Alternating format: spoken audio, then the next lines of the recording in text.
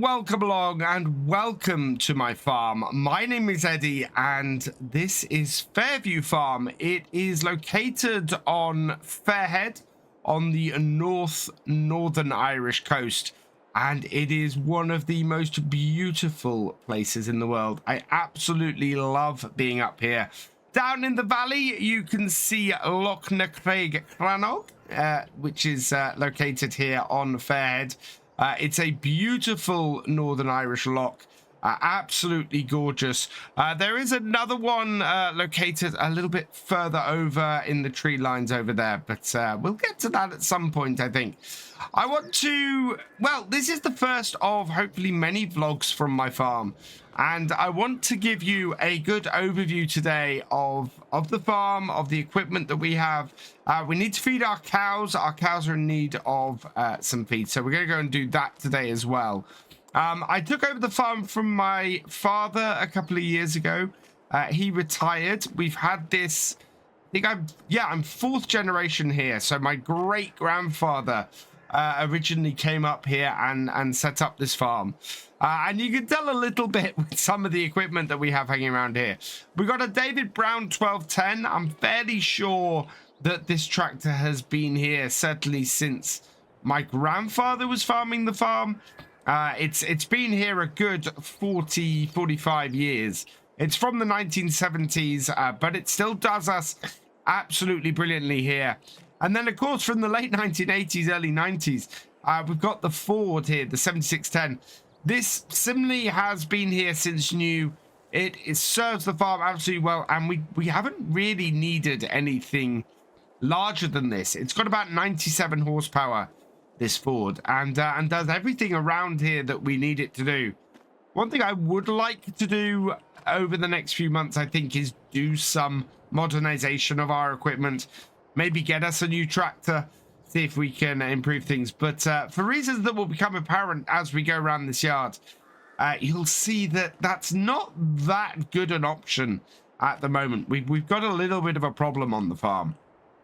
We've got a water trailer, stroke milk trailer. This is how we take all of our milk from the farm to market. We don't create a huge amount of milk, and we tend to try and take it on a regular basis. It's enough to keep the farm ticking over.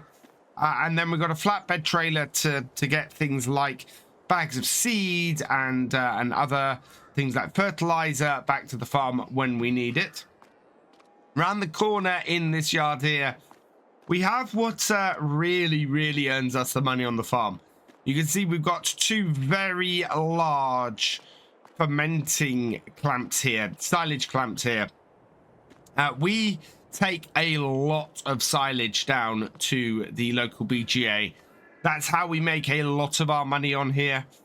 So we cut a lot of grass silage on the farm. We get it fermenting in these clamps, and then we take it down there to sell. Our combine on the farm is an International 1420. This has been around on the farm for a few years as well, like everything here. The equipment here is getting on a bit. We have had a few new purchases over the last few months. We bought a new feeding wagon, so our Strawman Vertimix there. That's a new item. We've got a new bale shredder actually as well, that we're using on the farm. This is the heart of our farm, though. This is our Boss Alpine 291. This gets all of our grass silage, all of our silage for grass into our clamps here, and really makes us the most amount of money on the farm. We have a mower, of course, so a lot of boating equipment here.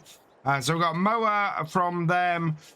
We have a rather old little tedder here. This is so that we can create some hay for the cows at and just keep that going as well. So we turn normally about one cut a year into hay so that we can keep the cows fed. We've got a class Roland baler. We use this to bale up our straw and our hay when we need to. We've got a herbist dump trailer. This is what we use for all of our carting, and basically if we're doing anything else around the yard, we tend to use this as well. And then finally we've got a Potinger windrower. I prefer to get the windrowing done fairly quick. So this is probably our biggest bit of kit as far as our silage operation goes. Simply because I want to get things rowed up fairly quickly to get them either baled or collected. It's quite a good setup we have here at the moment. My biggest problem is this corner here. We have to go all the way around in our grass field and down the roadway here to get most of our equipment just round this corner here. It is such a tight turn. And to be honest, this building here at the corner, we haven't used this for years now. So I think there are certain improvements that we can do to the farm that would certainly ease things up for us a little bit. We've got a whole load of bales stacked here as well. We've got a few of our hay bales that we created earlier in the year. We also have a few straw bales as well. Those are from last year's harvest. We don't use them very often. We've got our Warzy bale shredder. This is what we use to get some bedding in for our cows. And then we've got a Nordstein. Well, this is it's a Nordstein seeder and a Rabe power harrow. These go together on our little Ford, and these do all of our stuff as far as getting the crops into the ground. So and we tend to rotate our fields a bit. So over a 4-year period, we will go and switch a grass field over to arable and make sure that we're not always growing the wheat, the single field of wheat that we have to grow each year. We're not doing that on the same field every year, because that would just be bad. And it basically means that we go fallow roughly every few years. This, as I've mentioned, is our new Vertimix. This arrived only a few days ago, actually. It's completely unused so far, so we're going to be using this for the first time today. And then we've got the girls who are just through here. So this is our cow shed. In fact, this is our milking parlor. Our cows, they're in here. Here are the girls. So we've got 24 of these Holstein cows on here who provide milk and make money for us. They also provide fertilizer for the farm in the form of both slurry and manure, are really what help keep the price down on various things. So things tick over here quite nicely on the farm. I am looking to modernize a bit now that I've found my feet and been here a couple of years and taking over my dad and really knowing how things all work around here. We're now in a position really to start modernizing the farm a little bit and moving things forward. So what we're going to do is I'm going to jump into my 7810 here, and we're going to head. Let's just get in the right gear. That should do it. And we're going to head around and grab our Vertimix. You can see here immediately with the tight turns that we have to do around this yard. And yeah, I don't like having a building around here really that doesn't do much and that is of no use to us. I think we could allow ourselves a bit more space. Also, our Vertimix here, while I tried to get something small, there isn't a huge amount of small stuff around here. It's actually fairly difficult to get small enough equipment that will fit on this farm these days.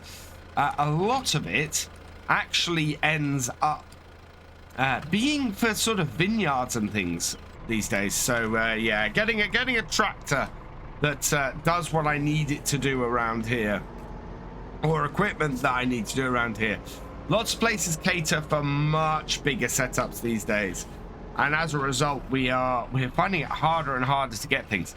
I can buy older equipment, and we're not adverse to using older equipment around here, but it really begins to cause us issues in getting parts and things. The older the stuff, of course, the harder some of the parts are to get. Although, at the very least, we're able to use our workshop here to repair a lot of stuff. So it's not too bad.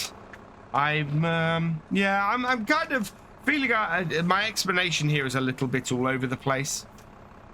But yeah, it's not great. Oh, you know, I've got my new Vertimix here. What we don't have is any silage. We need to do silage cut because we've just done a recent sell-off.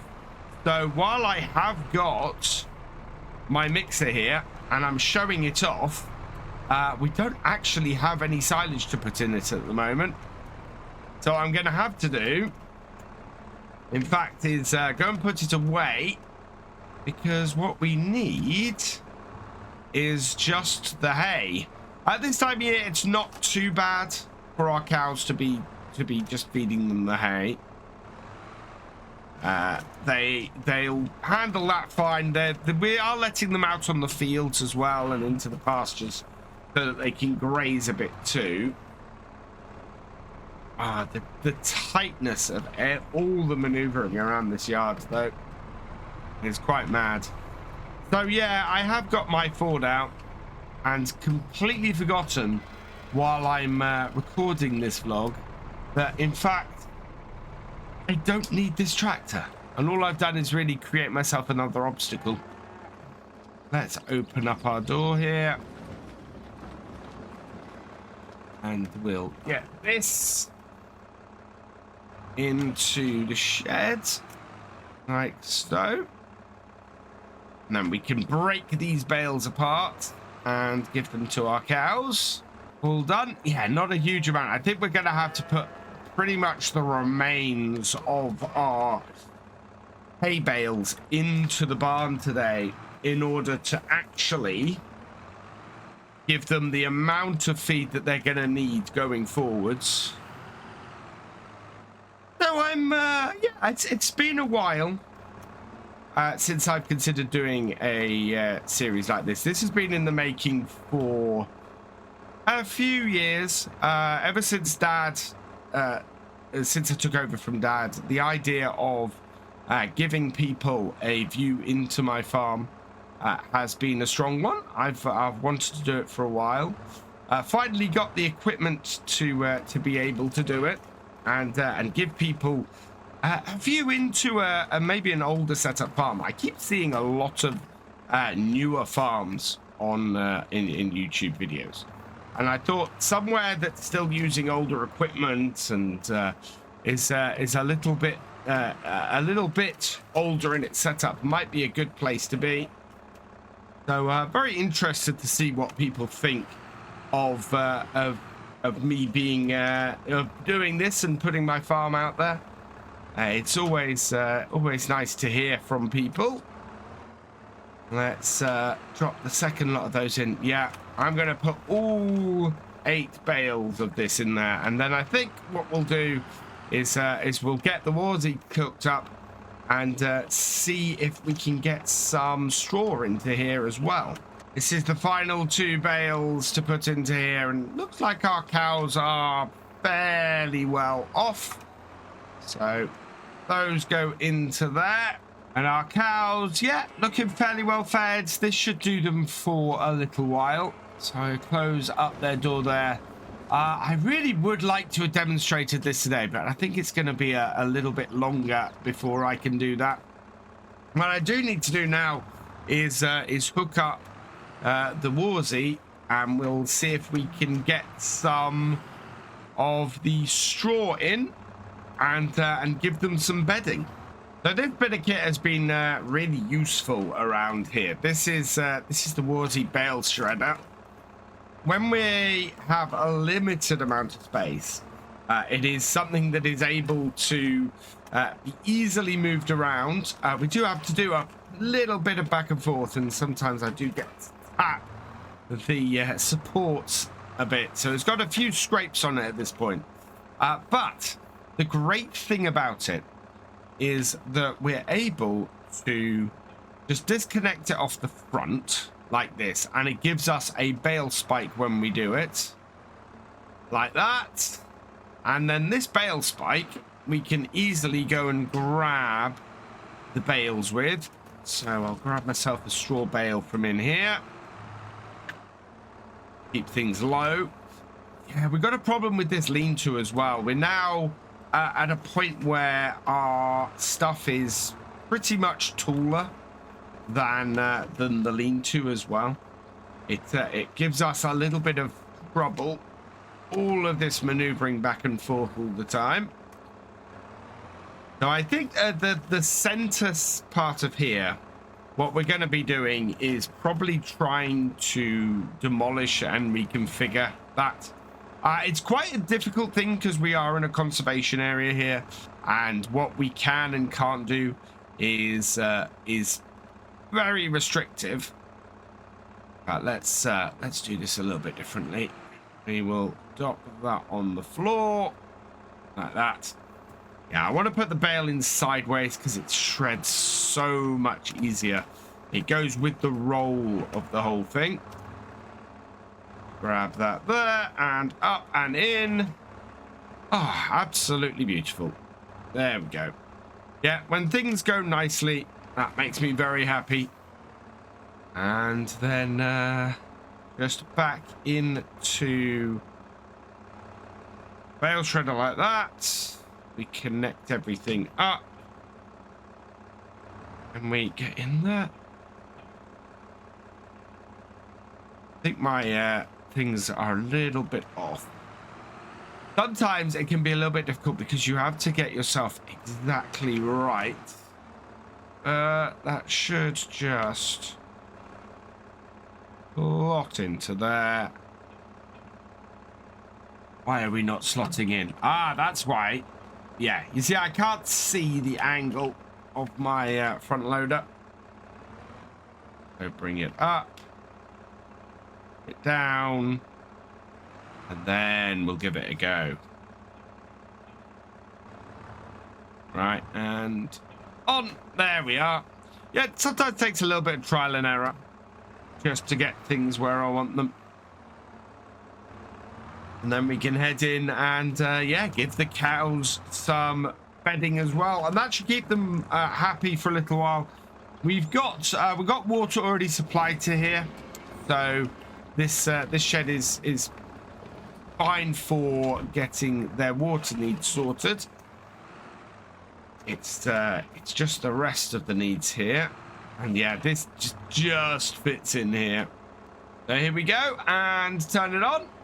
And blast some straw into our cow shed. Give them some bedding, and make them nice and happy. I'm thinking this will probably need a couple of these bales in order to do this. So having emptied the bale, what I'm going to do is just drop this off at the entrance here.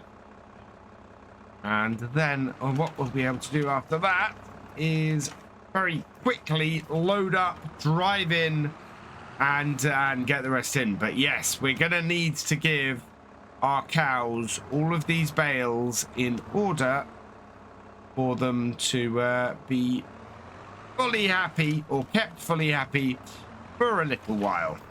Between bales, I'm just taking an opportunity to get this out the way because obviously we don't need it today. We need to get a load of silage first. So we'll just unconnect all of that and then go and put the Ford back in the shed. I'm going to be using this to be doing some grass cutting and other bits over the next few days. So we will get a fair amount of use out of our Ford here. But at the moment, obviously, it's not much use to us because we're doing the stuff with the Warzy and the David Brown. So we'll just park this up in here, and I'll get back to doing the spreading of the straw. Find when I'm doing a lot of bales like this that my best bet is normally to go and grab a couple of bales at once and bring them back, especially when they're stacked like this. The easiest thing for me to do is to to get them and then just have a couple waiting for me beside the actual cow shed. Also, dropping the Warzy off there, I don't need to take it all the way with me. It's just easier to do it that way. So, get this out. Of course, this David Brown predates self-leveling front loaders, so it can be a little bit tricky, especially if you don't remember that it's not leveling itself. So I can show you what I mean by this. If that's been fairly level to pick that up, if I lift it, you can see it lifts it towards the heavens. So it doesn't self-level on this. And now you can see that we are in a position where we can very easily get this aligned. But lifting this up, you can see my prongs are pointing skyward at the moment. And if I lower it down to the point at which I want to connect up to my piece of equipment, you can see that they're still pointing up slightly, but not quite as much as they were. So I'll adjust them a little bit. We'll pull forwards. We'll hook it on. And there we go. So it just makes things that little bit easier, taking that into account. Because then I don't end up with an issue where I'm just pushing this piece of kit forwards rather than actually connecting up to it. Bale is in, so I'm just going to pull this out here, disconnect again, then we can come out. And if I lift it up slightly, I know that I'm now pointing upwards, so we'll level things out a little bit. Grab the second bale, lift that up, and it should slot nicely then into our bale shredder. And this should pretty much give the cows all of the straw they need. We are going to have a load more straw later in the month because our wheat is just about ready. And then we'll hook this back up. Try and get things where we want them to be. Connecting in. Yeah, it's a little bit of careful positioning quite often. And then we can unload this final bale into the cowshed. And we're nearly full. There we go. So I'll back this out. And yeah, we've got a little bit left. So I can now put this whole piece of kit into the shed there out the way, because we've got no more bales in there. I think one thing I do need to build on the farm and would be really useful is some sort of bale storage. At the moment we have trouble every year. We end up using our silage clamps to store all sorts of things that aren't silage. So yeah, I'm not too happy about our storage around here. A lot of this farm over the past decade or so has been built around producing silage, and kind of ended up neglecting our dairy cows a little bit as a result of that. So I'm very much wanting to rectify that. And a lot of the facilities we did have around here, we seem to have sort of moved on from our dairy cows. So I want to bring it back towards the cows and give us a little bit more room to breathe around here, I think. The cows are doing well, and we've got a very large slurry pit over here, so we'll be using this to do some work on the farm. And yeah, there are a few fields around here. Unfortunately, we've got farmers have access to our land because we sold all of this stuff off. I think the ability to do some more arable around here would be really good as well. So yeah, there's a fair amount of work for us to do around the farm. For today's vlog, I'm going to leave it here though. It is August the 10th and we are going to be cracking on with getting the harvest done today. First though, I'm going to need to maneuver the combine into the field. So I want to get both of these gates open And maneuvering the combine around the farm and into these fields is always a little bit of fun. I think what we're going to have to do is disconnect the trailer off first. So let's get that all disconnected and then move the combine out the way. So start her up.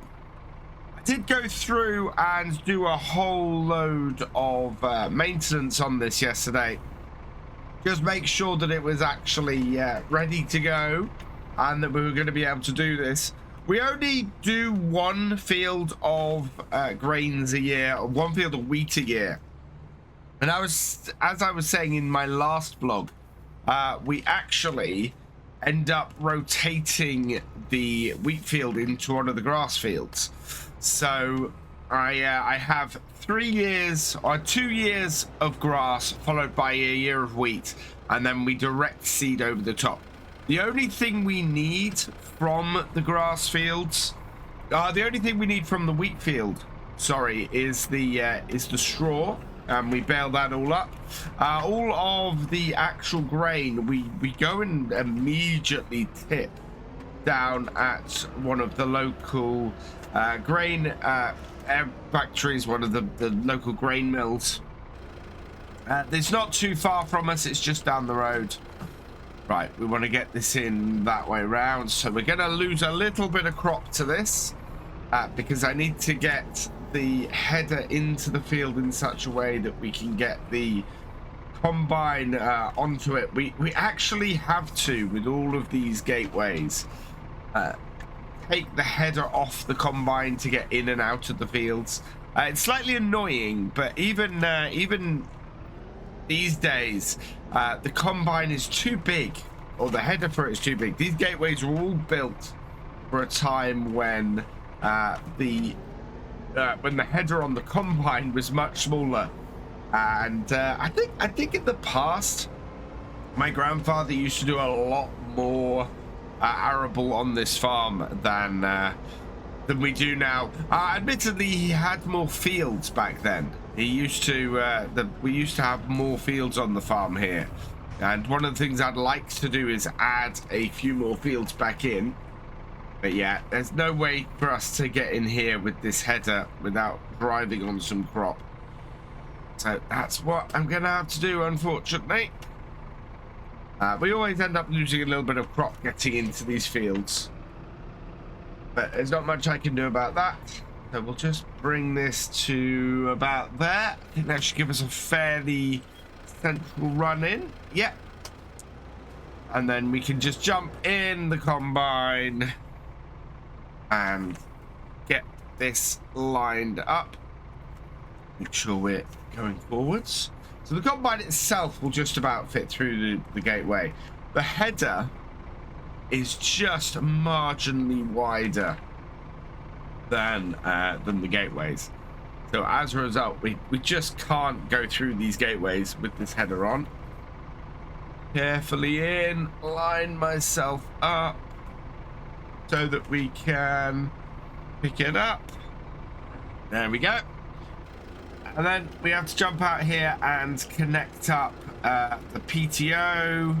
So we connect that up and any connectors that need doing. I don't know if they're already... let's get that in. Let's see if that works. I think that's everything connected up. So start her up. Is she gonna start, or do we still need to connect stuff? I think we might still need to connect stuff. Yeah, that's not working yet. There we go. All of those. Got to connect that lot up. Yeah, thresher's started. And yeah, that's all going well. So now we'll jump back in to the tractor here, and we'll need to back the combine off first, I think. So let's just back this off a little bit. Yeah, there we go. And then we can pull the trailer out the way. Right, so just down the side of the field here. I'm going to need to take the tractor out and put the trailer on it. But we can do that once we've got the headland done a bit. Turn this off. Right. And yeah, you can hear the old girl going. Start up the header. And I'm going to keep the auger into the field at the moment. Forward and down and into the crop. And here we go. Our wheat for this year is starting to be cut. Don't know if we're going to make it all the way around before we have to empty. We'll see how far we get. This view up ahead is one of the reasons why I love working this farm. It is just the most gorgeous view going out across the valley. This stream here runs all the way down to the lock, and you can see that it's just the rolling hills and everything up here are just so beautiful. I absolutely love spending time around here, and it's so peaceful. I run most of this farm on my own most of the year round, and I don't regret it. It's really lovely. Sometimes I'll go into the local town, into Ballyboy, but yeah, for the most part, I spend my time up here, just enjoying this landscape and enjoying this farm while I can, and just working through it. Visibility on this combine is really, really good. I mean, you can see here we have quite a good visibility of when it's getting full, so that makes things easier. I think I've got my tractor enough out of the way. No, I don't think I have. I think I've got a wheel in there. Yeah, we want to reverse that out, I think. Let's just start her up. Keeping well ahead, away from my head, or the header of the combine there. Reverse it out.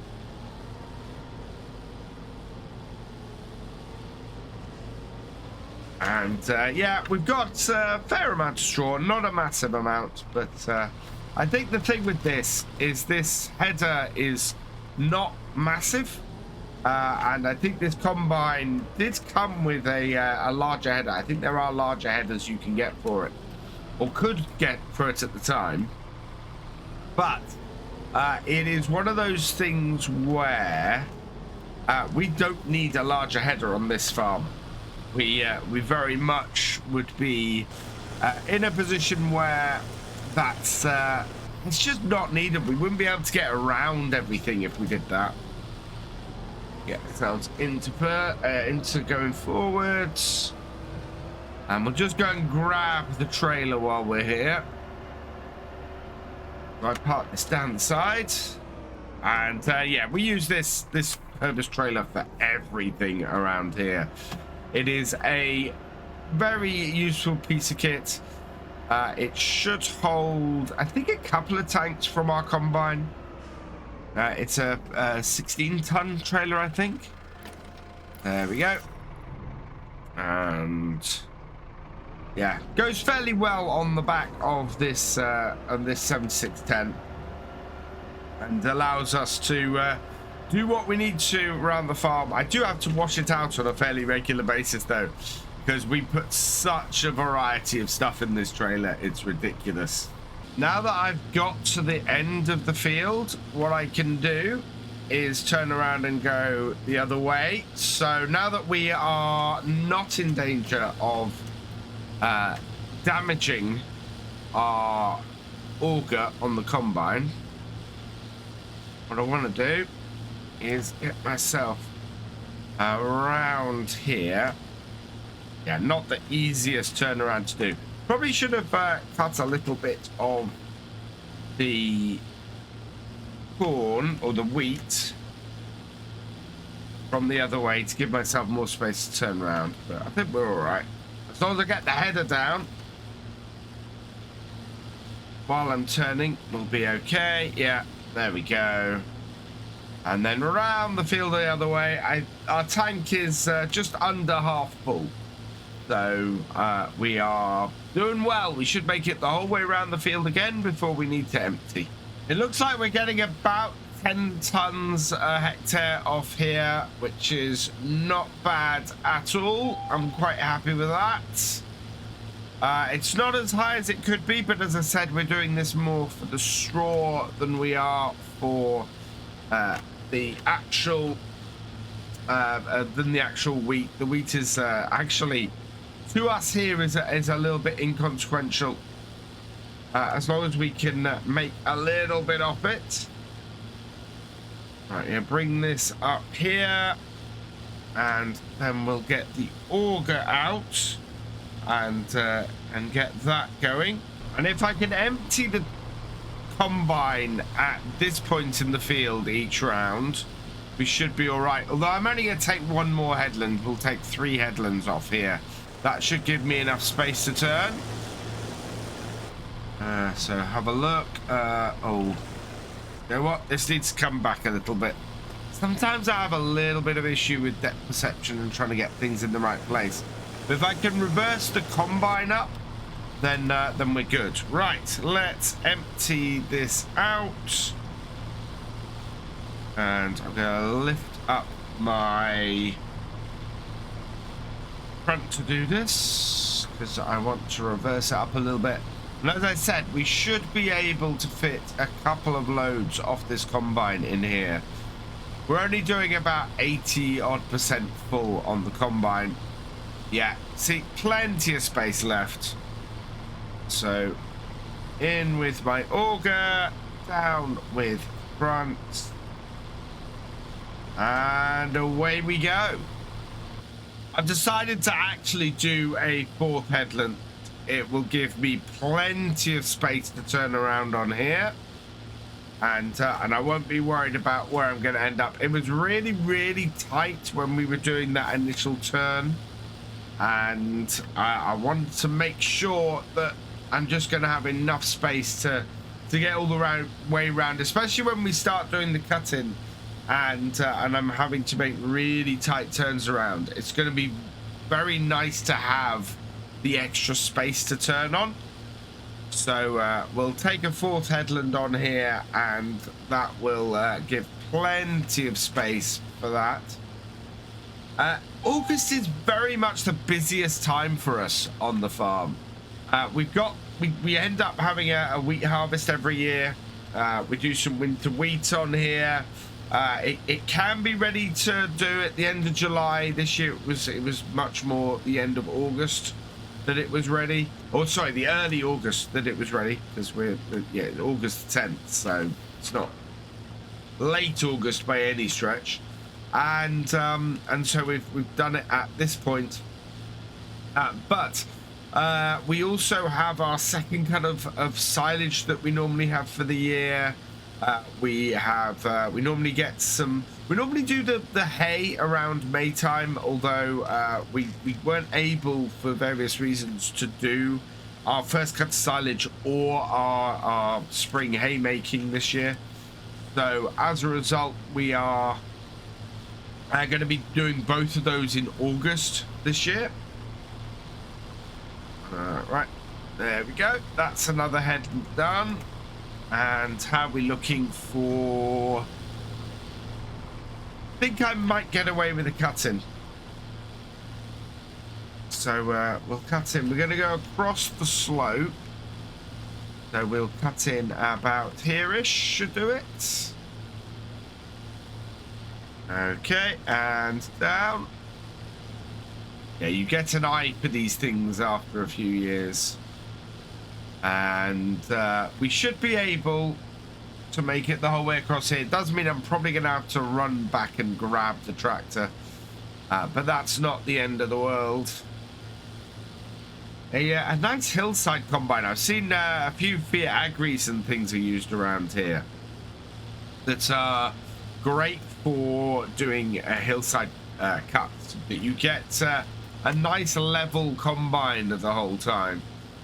We've never had it on here. It's not a function of this combine at all.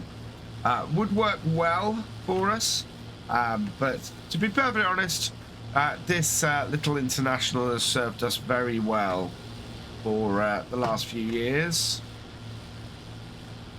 We do have an alert system on here that tells me when I'm getting a bit full.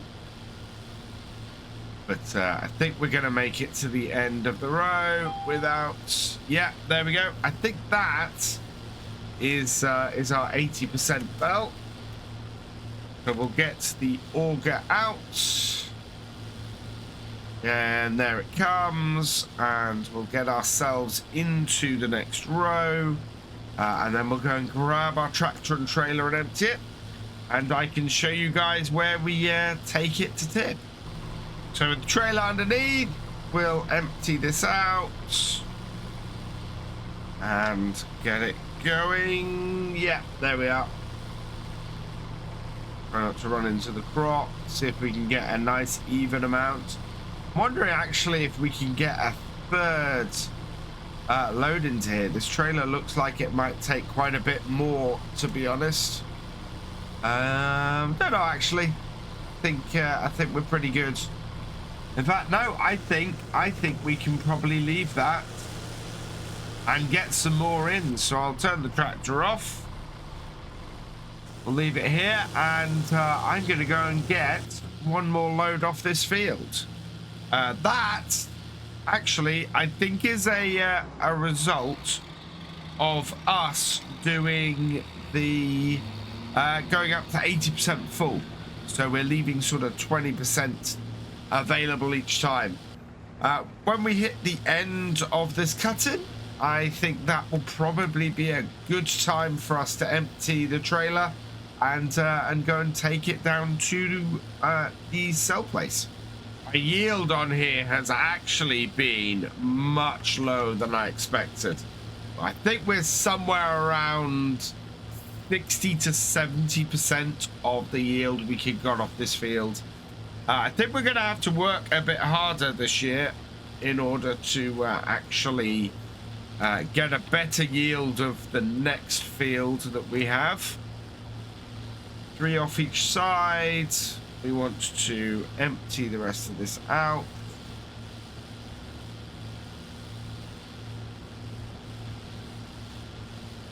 Right. Get over here and get the rest of this emptied in. So yeah, this is slightly disappointing at the moment. That is not great. So we'll turn off the threshing, we'll turn off the head and put that down. Turn off the combine for a minute, and we'll head down and go and get this sold. It's not the best price at this time of year, but we literally have nowhere to store it. Yeah, look at that. The store is patchy at best, I'd have said. So that's not great.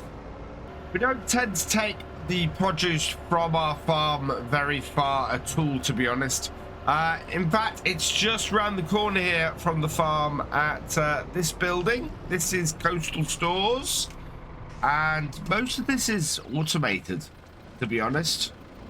We open this up, and there's a nice big pile of grain that they've already collected from other farmers around here. So we add ours to that. We will let them know how much we've tipped here, or they can this is actually a weighted floor, so they can tell how much we have we've tipped here.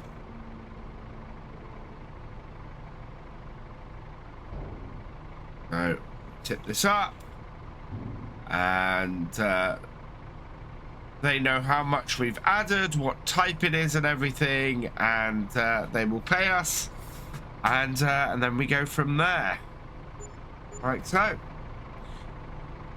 Right, and then it's back up to the field. We'll leave this door open because we'll... Oh, actually, no, they do ask we close it, so we'll close that up. And then we can go and get the rest of the wheat from our field. And back down to the field, we're going to cut it again, and I don't think we're going to get another trailer full off here as I said, we've got quite a poor yield off here this year, and we are very much in need of some upgrades and things on the farm, I think, next year to make sure that we get the most out of our fields. I have had an agronomist contact me and ask if I'd like to have my soil scanned to see if we can get the most out of it. So I think I might have a word with them, see if we can get the farm sampled and sorted. That will cost me a few £1,000s to get that done, I think. But maybe we might have a useful map that we can show of everything if we get that done. Certainly, it'll be interesting to see how my yield's done this year. As I said, this seems to be a long way down from the best we can get. So we'll have a go and see where that leads us. Anything we can do to improve the farm and its profitability, I think is definitely a good way to go. 6 rows of a cut-in and no range showing in the tank at all. That is slightly worrying. That's not great. We really gonna need a better harvest than this next year, I think. As we're coming up to the top of the field, still a few more rows to cut in and do. I think we're gonna end up, well, we're gonna end up getting very sort of fiddly towards the top of this field. As it stands at the moment, seems to be running okay, and the combine's doing well. What I'd really like would be another full tank off here. It's more the amount of straw we're getting off here that's worrying me. It's not very high. I think we're going to have to run the windrow around the field once, just to sort of gather things up a little bit. Otherwise, we might have trouble with the pickup on the baler. But yeah, I think we'll be all right. That's going to be a job for later in the month, though. I think we're good as far as the weather's going to go.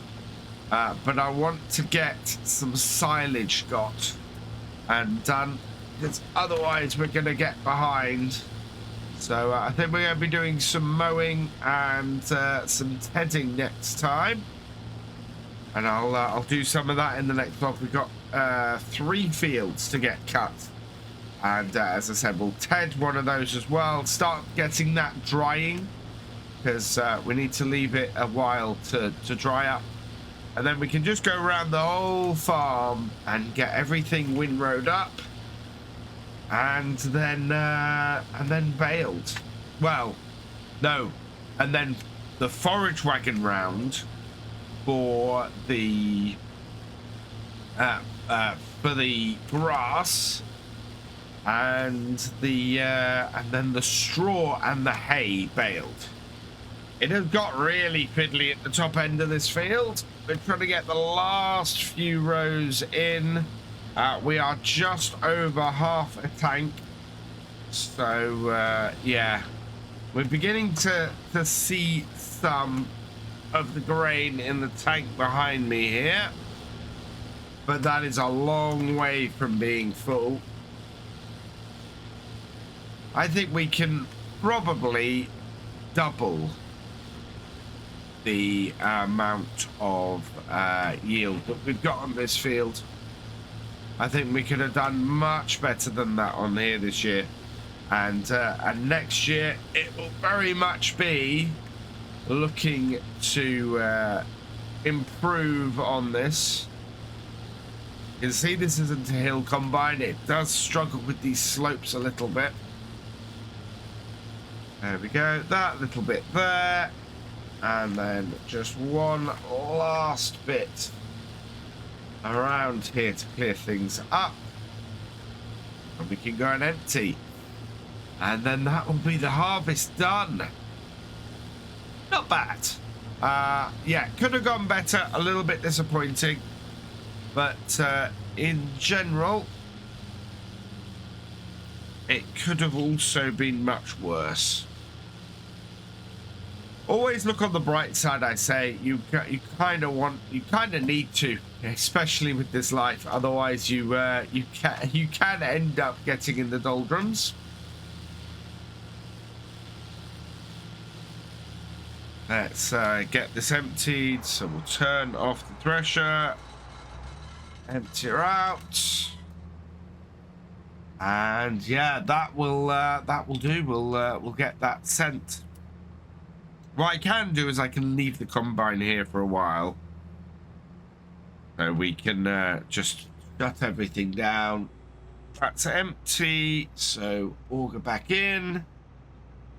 And we'll turn it off. Right. I need to go and tip this and get this gone.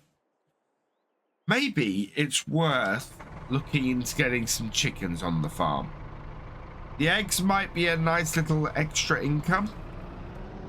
And yeah, it would give us something else to do with this wheat every year other than just straight off selling it off. We could end up putting it to some good use and getting some chickens with it as well. Especially if when we're remodeling the farm, I might have a look at that and see what the chance of doing something with some chickens on the farm as well. There's plenty of space around here. We could even put something in up by the house. I've got a little bit of space in the garden. Not a bad idea for an extra little bit of income. Right, I am gonna go and get this tipped. But yeah, there we go. That is the wheat harvested. It's gone okay. It could have gone better. Maybe a little bit disappointing. Combine's done what it should have done. And we're going to go and tip this. So I think this is a perfect place for me to end my vlog for the day. We will be getting on with some grass work next time, I think. I will I'll vlog some of the work on that. We need to cut the fields and get some hay made and start getting some silage in. It is August 15th and we are going to need to get the grass cut today. We've got 2 big grass fields on the farm. We've got one just the other side of the road over here. So there's this one here. You can see just the other side of my hedge. That's one of the ones we need to get cut, and then we got this big one here. They're numbered sort of field 28 and field 29 on the old maps of this area, and so we're going to make field 28 here. That is going to be our hay field for this year, and then field 29 we're going to do silage with. As I said, we'll get them both cut today. We'll try and ted field 28 today as well. So let's lift this up and get it folded so that we can get through the gateways. And then, yeah, if we can get these all cut today, that will be great. We're making some progress on other parts on the farm. We're drawing up plans to demolish that shed there. And actually, I've been clearing it out. There's a huge pile of rubbish we have currently sitting in the lean-to on the other side of the shed, and we're going to get rid of the lean-to as well. We're going to basically clear the entire shed and open up a big section in the middle of the farm. Let's just close that gate. We might as well close this one while we're at it as well. And so yeah, the farm is going to be all changing from that point of view. We also have an agronomist coming in the next couple of weeks. He is going to take samples of all of the soil around the farm, and we'll be able to then get a good feel for how much we should be putting on the soil and on the ground as far as fertilizer and herbicide and everything like that. That comes after the pretty awful yield of wheat that we had on our wheat field that I harvested in my last vlog. That was basically The worst yield we've had on the farm for years. So I want to do something about it. I want to make sure that we don't have something like that happen again.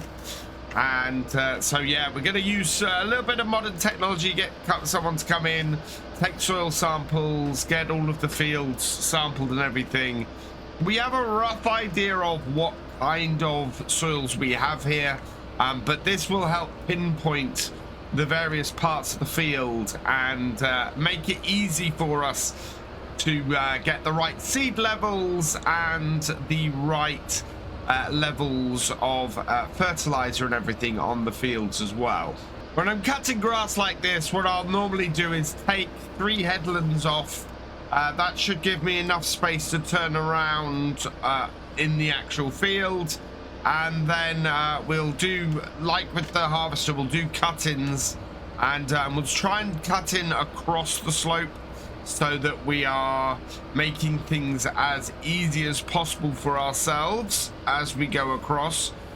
You can see that this hill, or this field, is quite bumpy and quite it is not very smooth, and yeah, that can be a little bit of a problem, especially when we have this as a harvesting field for a year. But we'll see how it goes. It should be all right, I think. We've harvested it before with a combine, and so everything should go fine.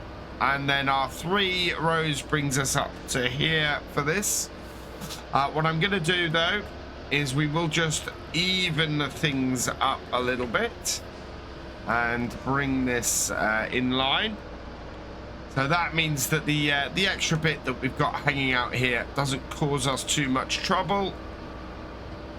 And then I can just lift at the end, and we can go straight across and just divide the field at this point here.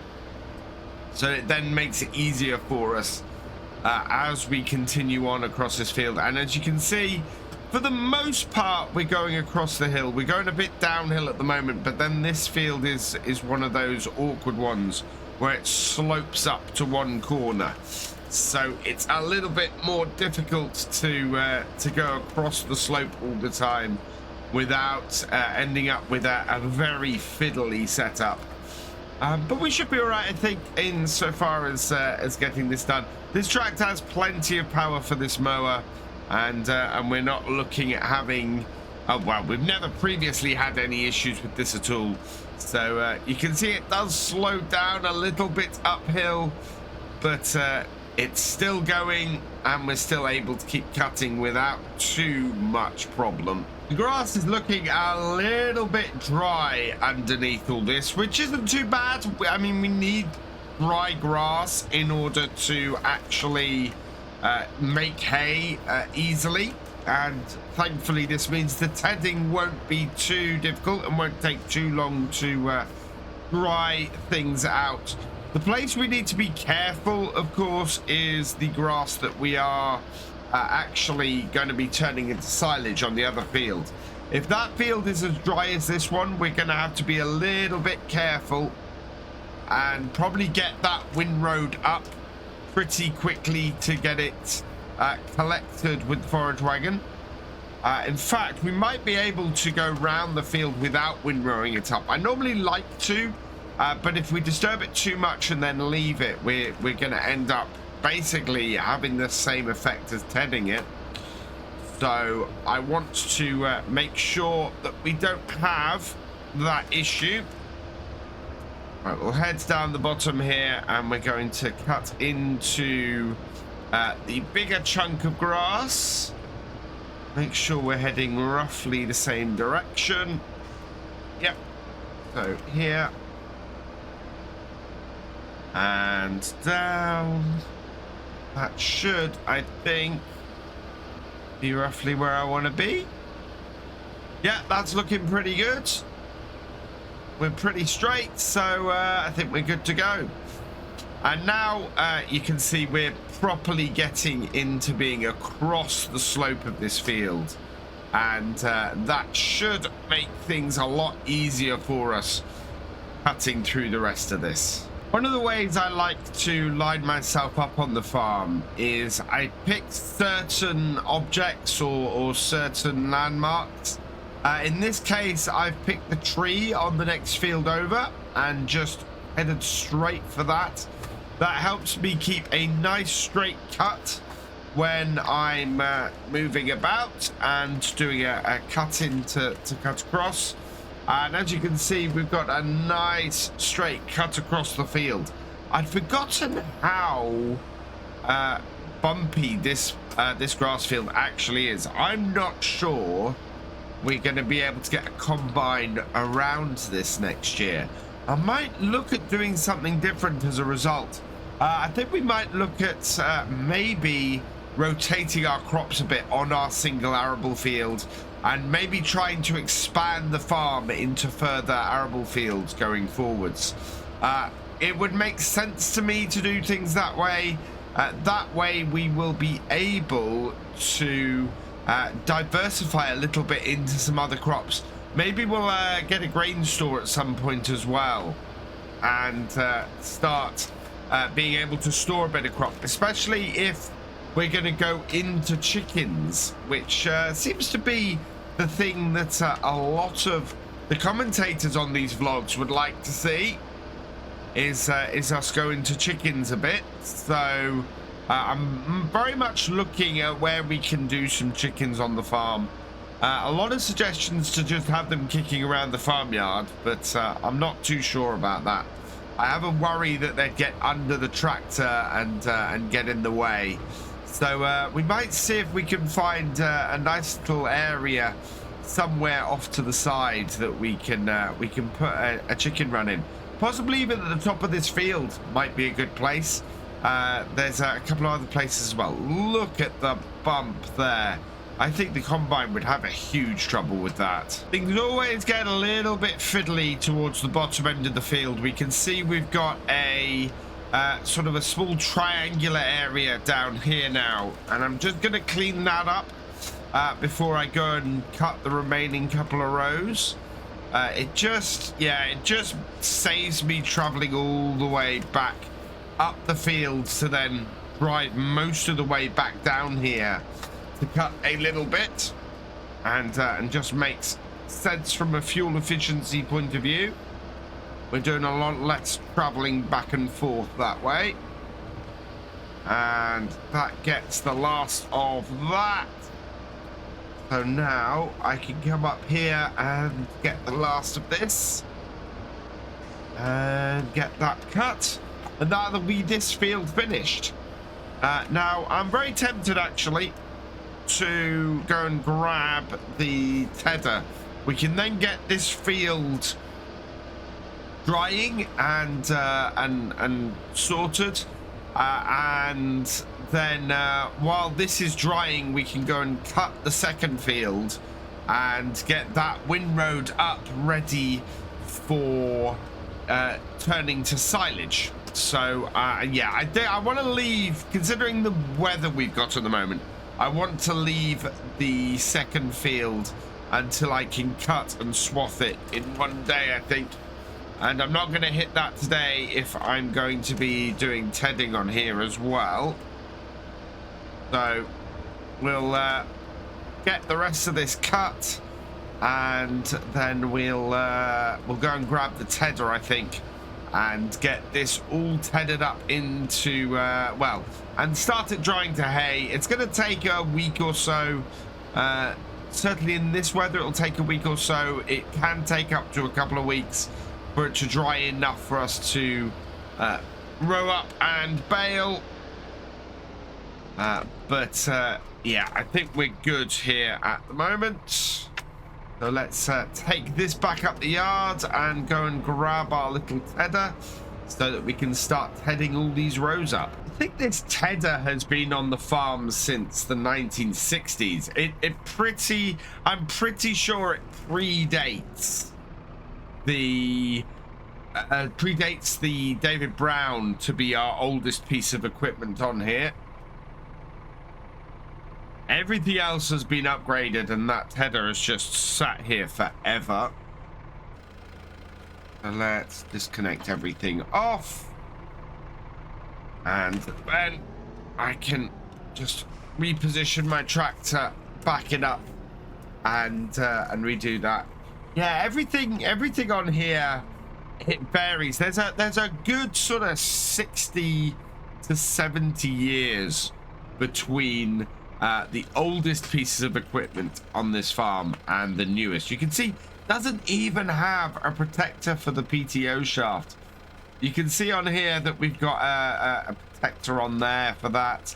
Even on this this older class baler, there's a cover on it. But yeah, this is from the days when such safety concerns were not concerns, or such things were not safety concerns, which is always interesting, I find. So we're always careful around this thing because it's old, it's a bit of an antique. It still does the job pretty well, to be honest. But yeah, there are certain things about it which are a little bit concerning. Right, we will close the gate because we need to get that done. There we go. Just pull that in. Then I can back this up. I want to be careful about where it's throwing everything. So let's yeah, there we go. Get those side bits out and turn it on. We'll drop it down. And yeah, look at how dry this grass is. The color's changing immediately when we start tedding it. It's still not quite ready.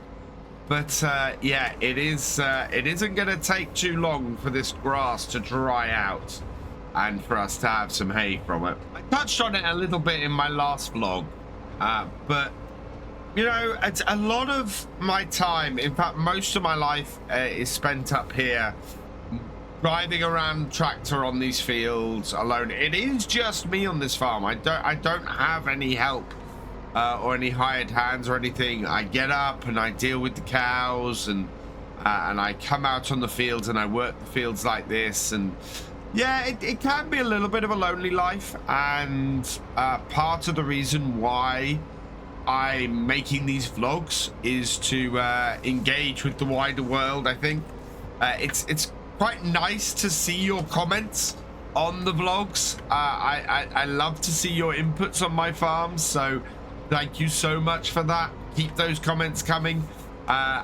If you've got any questions about what we do on here, and if there's anything you'd like to see me do on the farm, and anything you'd like me to see me cover, please let me know. Very much up for showing you things that are happening around the farm. I am trying to document as much as possible with the new changes and things that are happening around here. Because I think that's probably one of the more interesting bits. It is quite a relaxing life for the most part. I spend a lot of I have a fair amount of downtime because this is a small farm, and although it's early mornings with the cows and things like that, it is once those are done, and with only a few fields to handle, I find myself not having to have too many stressful days. And as I said many times before, this is an absolutely beautiful part of the world to be living and working and generally having quite a peaceful life. My headlands are done, and before I start getting into the main part of the field, I just want to have a look at the hay here. Putting my hands through it, it's feeling rather dry, and yeah, I'm calling it hay already, although we've got a way to go with the drying of it yet. But that is a very good start, and I think the nice warm month that we've had so far here is very much, or has very much contributed to that. We've not had really any rain through most of August so far, and as a result, the grass that I've cut is pretty dry. So we want to make sure that we are able to get this all rode up and baled before that's an issue. I think we might get this rode up and baled at about the same time as we row up and bale the straw. We still got the straw on all the fields, on our wheat field that needs doing. That is our bedding for the cows for the year. So that needs doing. But first, I want to get a cut of silage done this year, as I said. So I will get that mowed in the next day or so, and then we'll come in and we'll row that up and get the forage wagon on that, I think, to get that job done. You can see why we never change this little tedder on here. We don't really need a huge tedder. We could do 2 rows at once. That would make things a little bit more efficient on the farm, but to be honest, it's negligible in what it takes. The only time I actually have felt the need to be a little bit more efficient is in the windrower that we have on the farm. I bought that much larger two spinner Potinger because basically I got very tired of going back and forth with the swather, with the windrower, and it just taking so long to do it. Whereas this, I don't mind it so much. We're going up the same rows as we originally did, and it makes sense. Whereas with the windrower, it got to be a bit of a pain doing it with that, with a single one of those. So, and the one that we had, the one that I replaced it with, was about as old as this one, tedder we have on the back of here, and that was beginning to break and was beginning to show its age a bit too much. It actually made me take a bit more care of this one with that old one breaking. So yeah, that's why we've got that much bigger piece of equipment compared to pretty much all of our other grass making stuff on here. It's one of those bits of kit that was a nice little luxury, and I think when eventually we do replace this, we will replace it with something wider. This tractor is very capable of running a larger tedder than this, and it wouldn't take much to get one that did 2 rows here instead of 1, and half to the amount of work we need to do on a field like this. I spend a lot of time in this tractor going up and down these grass fields like this, doing mowing and rowing and tedding. It's quite nice that I enjoy just sitting here and enjoying the fresh air as much as I can.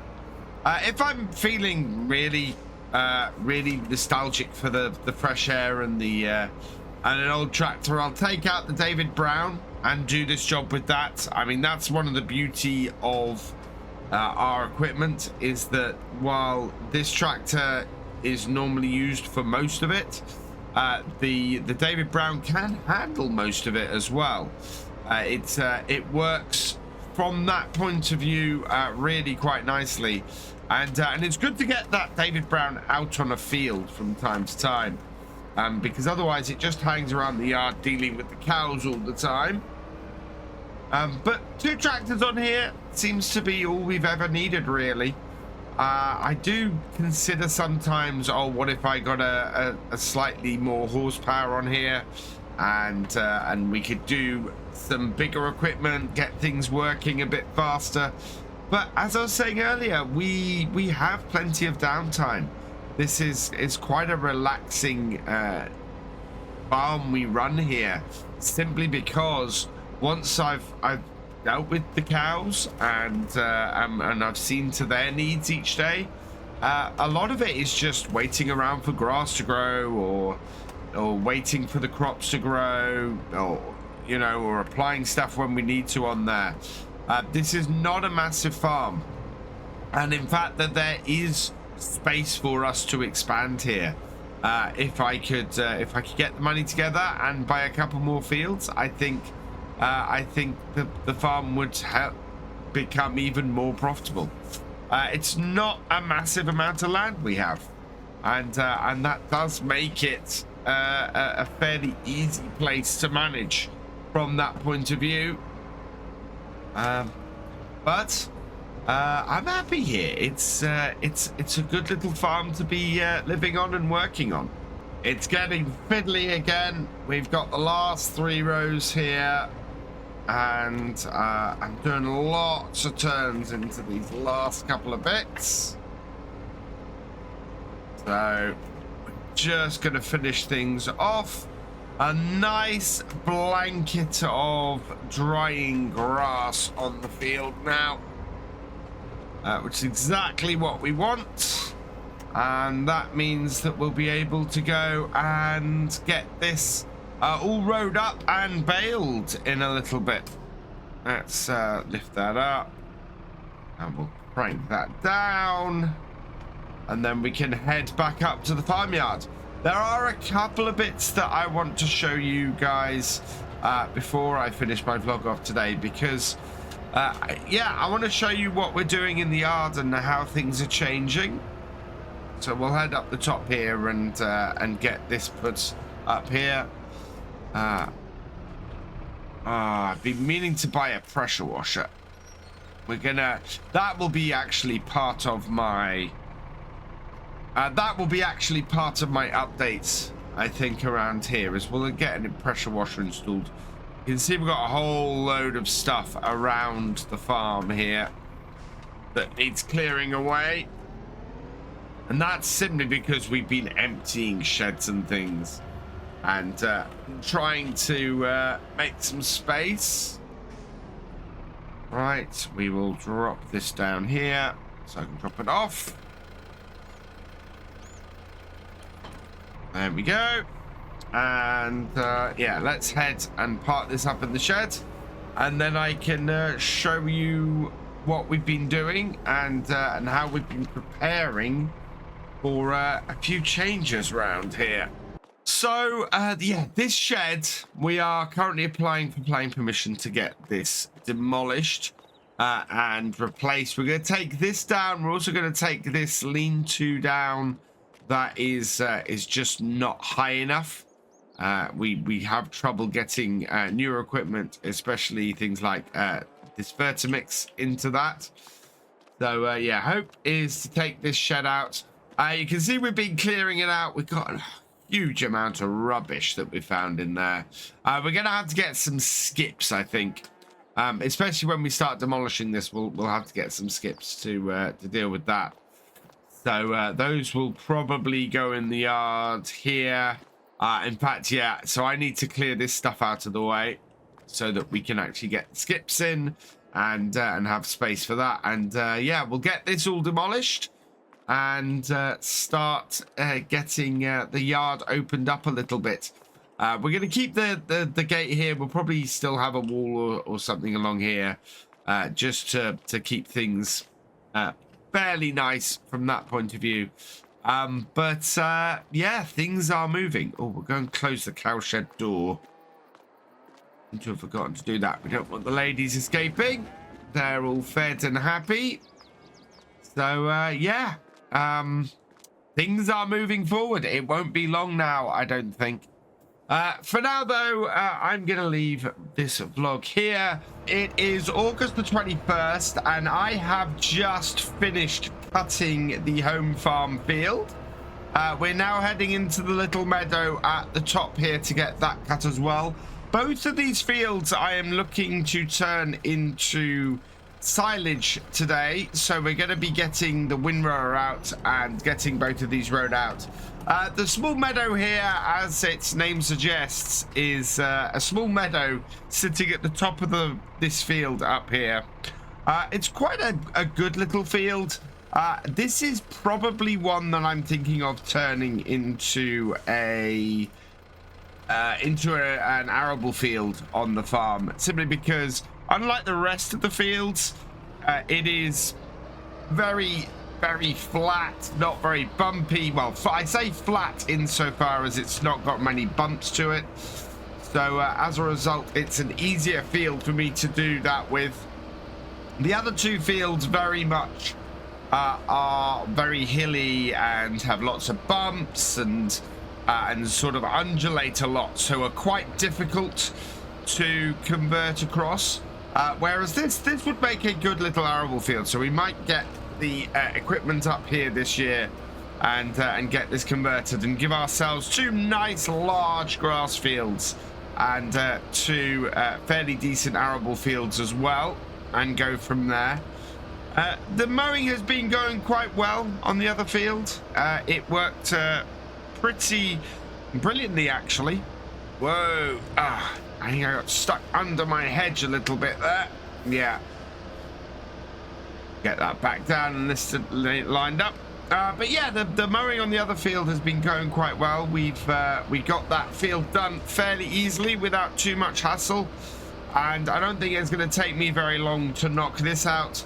As we spent a lot of the last vlog doing mowing, I just wanted to sort of show off these two fields before we got started on doing the rowing up. Let's get this pulled across. And so we were we'll be able to turn around and get the windrowing on here going fairly quickly today, I think, and as a result be able to get the forage wagon out as well. I do not want to leave this grass out too long in the sun. We want to keep as much moisture in it as possible, really, so that we can make some good forage out of it. Otherwise, our moisture levels are going to drop too low, and we're going to end up with hay here instead of grass. Speaking of which, our hay in the other field, the main field, the other side of the farm, that is drying pretty nicely. I think it'll be another couple of days, and then we'll be able to row that up and get that baled. So that will probably be what I end up doing in my next vlog. And we'll get the straw rowed up and baled around the same time, so that we end the month with everything cut and ready to go into September in a very good position.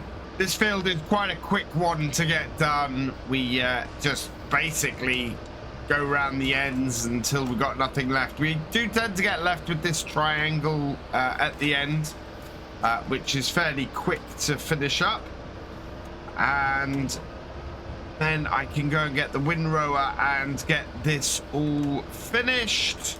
Yeah, look at that. Very quick to sort of spin round and get this field done, and I'm quite happy with that.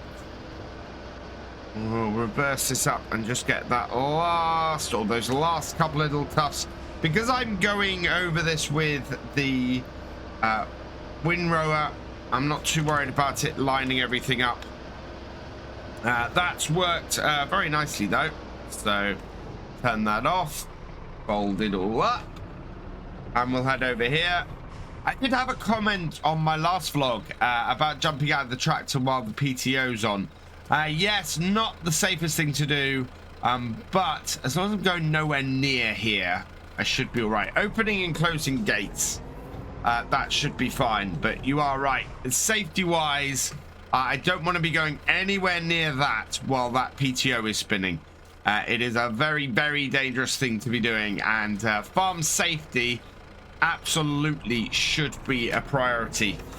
Don't go anywhere near a spinning PTO. Once we got all of our summer work out of the way here on the farm, we're going to turn our attention to clearing things up and getting ready to demolish that barn. Things seem to be progressing fairly well. We're waiting to hear back at the moment. Either way I look at it, though, we want to be clearing up a lot of the rubbish that we have around here. So I'm going to be looking towards getting hold of a couple of skips to clear all of this up. We've got a whole load of just general rubble around the farm anyway. And we've got all of that rubbish that I showed you in the other shed. So there's lots of stuff that needs clearing up around here and getting rid of. So we'll get rid of all of that. Let's lower this down. completely, and then I can disconnect it. There we are. And then we want to go and hook up to the windrower at the other end over here. So this, as I said, is one of my newer purchases on the farm. It is pretty big, but it just helps me get through this job a lot quicker, rather than sort of two single sets of or a single set of combs. So we'll take this back out to the field, and we'll start getting to work on that. This tractor more than capable of handling this, so I am quite happy to be able to go round and get everything rode up just that little bit quicker. Access to these two fields has always been a little bit of a weird one on the farm. You can't access them from the yards directly. You have to come out on the main road here. We've then got a gateway in, which is quite a wide one, actually. One of the wider gates on the farm, which is good because it makes it easier to get into. I need to hug the right hand side, get as close to there as possible, and then we should be able to get everything through without an issue. Perfect. And now we can get all of this road up. Close the gate back and unfold my windrower. There we are. And get ourselves into a decent position. Turn it on. Drop it down. And the great thing about this is that this will take 2 rows and combine them into one, meaning that it should be a little bit quicker for us to actually collect stuff up. Strictly speaking, it probably isn't, because we're taking 2 rows and doing a single combination out of them. If I was using a single comb, we might actually be able to get 3 rows into one, but I just like making things simpler for us getting around with the forage harvester. It just means that things just work a little bit better for us. But yeah, you don't get an awful lot of time back if you're just combining 2 rows into a single row. Windrowing is much more useful when we've treated the grass. So when we've done the tedding for the hay and spread the hay out, much more useful for us to do that. I'm doing it more here because I want to try and clear things up, make some neat rows for us to be able to work with. We've got a few patches where there are like 3 row bits that we'll be able to combine into one here. So it just neatens everything up, makes it all easier for us to handle with the forage harvester when we come to do that in a bit. And as a result, I'm much more able to work out exactly what I've got where on the field, and how I can easily just bring it together. The one thing that I will say is, or as I pointed out before, is that this does toss the grass a little bit. Not so much as the tedder does, but it is enough to start drying it out just a small amount. So we want to try and keep the collection of this to be fairly quick after we've got it windrowed, because otherwise we are going to end up with drier grass than we want to make the forage from. So I've got about halfway around the field, and looking at it, there's not really any further point in windrowing any more of this up. We are going to end up using a whole load of fuel that we'll just use anyway in using the forage harvester. So in order to not toss this too much and dry it out too much, I'm not going to go any further on here. What I am going to do though is go into the meadow and just run around the headlands a couple of times, for the same reason as I ran around the headlands on here, just to pull things away from the edge and simplify things a little bit. We don't really need to do more than that. It will allow us to really get everything done. We'll get that unfolding while we close the gate so that we can go around and get this started up. Yeah, the only reason for going around here would be to clear things up. But this field here, this is fairly simple and fairly easy. It does just need things pulling away from the edges a little bit and tidying up. We don't need to do much windrowing today for the silage. A lot more of that's going to need doing later on when we come to collect up the hay and possibly the straw, especially if we can pull more than 2 rows together at a time for the straw. And there we have it. That's 2 rows done around the headlands. We will turn that off, lift it and fold it. And while that's folding up, what we can do is open our gate again and get out of this field. And now I just need to go get the forage harvester and we can start collecting up this grass. So we'll hook this up to our forage wagon. Just back her up carefully there. Hook that up there. And send the PTO through the couple of there because it connects up below. And then we should be able to, with all of that hooked up. So I've got a foldable top on this, and I'm not exactly sure as to why I can't get the top to come up at the moment. Maybe it's something that will come up as it's going. This is, again, a fairly new piece of equipment on the farm. I'm not too sure. It might end up just coming through the top of this. But it might not. We'll see what happens. If it doesn't, I'll have to take it down to the repair shop and try and figure out why. Maybe the hydraulics have gone on it or something. But certainly at the moment, it's acting a little bit strange for me. But we can't leave this. We need to absolutely get this running. And if it doesn't, then that's going to be a little bit concerning for me. We might have to see if we can get hold of a temporary one while we sort it out. It may just work fine and be okay, but I'm skeptical. This is not looking great at the moment. One advantage, of course, to using the windrow on the headlands like we have is it takes the rows away from the gates. So while we're doing this and going in and out of the field a lot, we're able to go and get everything. We're able to do it without having to open and close the gates all the time, which is really, really useful.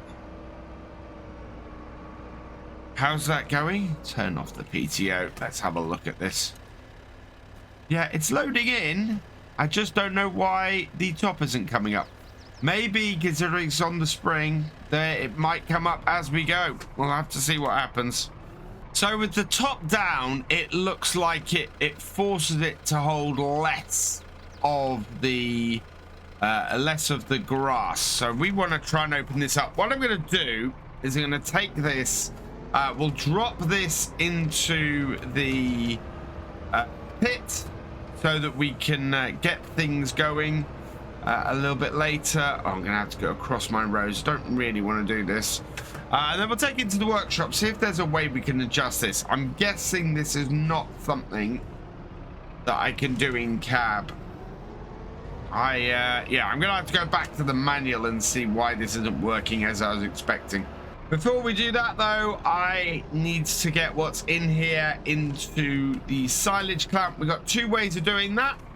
We can either load it from the back, or we can load it from the front here like this. When it's empty like this, I tend to like to reverse in this way and empty it here. Once we spread this out a bit, I tend to start loading from the back so that we can load on top. So let's get this unloading, and it'll just push it out the back. I want to reverse up a bit while it's doing. See if we can pile it a little bit higher.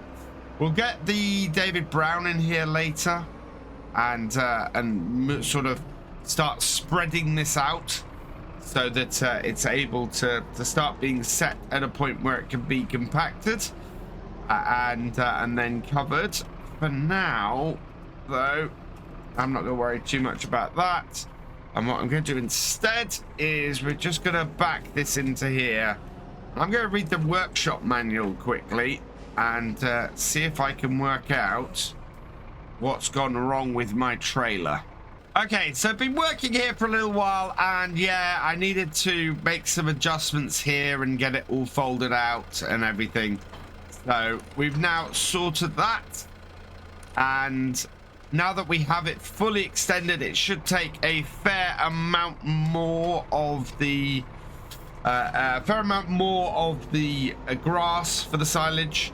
So that will speed the job up rather nicely. But yeah, it's not a case of getting it all hooked up and using the hydraulics to do it. There's actually some work that I needed to do with spanners to get it adjusted properly and get it fully folded out. It was in sort of well, it does work in that other configuration, but you know, that tends to be how it gets stored for winter. So we now have it all fully folded out and it'll be working fine. Yeah, should really have read more up about that before I started using it. Second load into our silage clamp, and I'm gonna be intrigued to see if this has held a lot more. It looks like a lot more in our trailer this time. I think we got a lot further around the field, so we'll just back this into here and see if this unloads a larger amount. So unload it, and I think it might. I think we're in for a larger pile of this. Let's have a look. Just back that off. Pull ourselves forward a little bit. Make sure that we're not getting raised off the ground by the pile. And yeah, look at that. That is a much bigger amount that we're getting off there. I had to get out of this side of the tractor because we're right up against the wall there. But yeah, look at that. That's almost twice as much from just having this fully extended. That is a big difference. That's going to save us a lot of trips actually having that up and no longer folded in. So yeah, glad I took that into the workshop and worked that out. I think I mentioned it in my first vlog, but this is basically the bread and butter of the farm, the silage. Yes, we keep some of it back for feeding our cows as the year goes on, but most of it goes towards the BGA. We've got a BGA not too far from here. We ferment all the silage here, and then it gets shipped down to the BGA around about November, December time, which is why we try and get our cuts in as early as we can for each, because the more that we can create, the better that we do off that each year. And this is why I'm trying to get this cut done now. If we can get another cut done in around November, we'll be able to get that fermented as well in the same amount and get that all done. I'm waiting for my automatic cutoff to kick in because we've got quite a lot in here now. It does cut off quite nicely when the trailer reaches a full level. But I think that might be it. Yeah, was really. Will that engage? It will engage. I don't think, though, that it'll take up any more. Yeah, we're done. Let's back it up. Yeah, that is cutting out. So our automatic fill level is working, and we've got a nice full forage wagon. Wow, this field is giving us a good few trips. It's a lot of back and forth today. how much fuel have we got? Half a tank, so we should be all right. I think we'll be okay for most of the rest of the day with this. And we'll be able to get a decent amount of silage off after having a fairly bad start to the year without being able to get any in. As I was saying before, the silage side of things is the bit that really has been doing well for the last few years over this side of the farm. And my unfamiliarity with this piece of kit actually stems from the fact that earlier in the year, most of our silage making equipment gave up the ghost. We went to do our cut in the springtime and our forage wagon died. That basically had it. Our mower went as well, and at the same time we were looking at the possibility of replacing our windrower, although that wasn't required for the that was the thing, it was required for the silage at the time, because the mower we had was not did not have its own windrowing ability in it. Like the one that we have now that creates these very nice tracks that we can pick up. So we ended up having to invest a whole load of cash in getting that stuff fixed and replaced. So that's why we've got a brand new mower on here. Well, I say brand new, it is a used mower. We've got this new forage wagon that, as you could see when I started today, I'm not completely familiar with, and that new large windrower that we ended up splashing out on, because we had to rebuild our silage operation in order to actually be able to make some money off it this year. I'm actually quite pleased with the way that everything's been working so far, and I think looking at the age of our tedder, we'll probably look to replace that in the near future as well, because at the moment we are that is the oldest bit of kit on the farm, and is the most likely bit of kit to give up the ghost next. So the method I'm using to collect this up is I'm sort of doing every other row, but in a very roundabout way.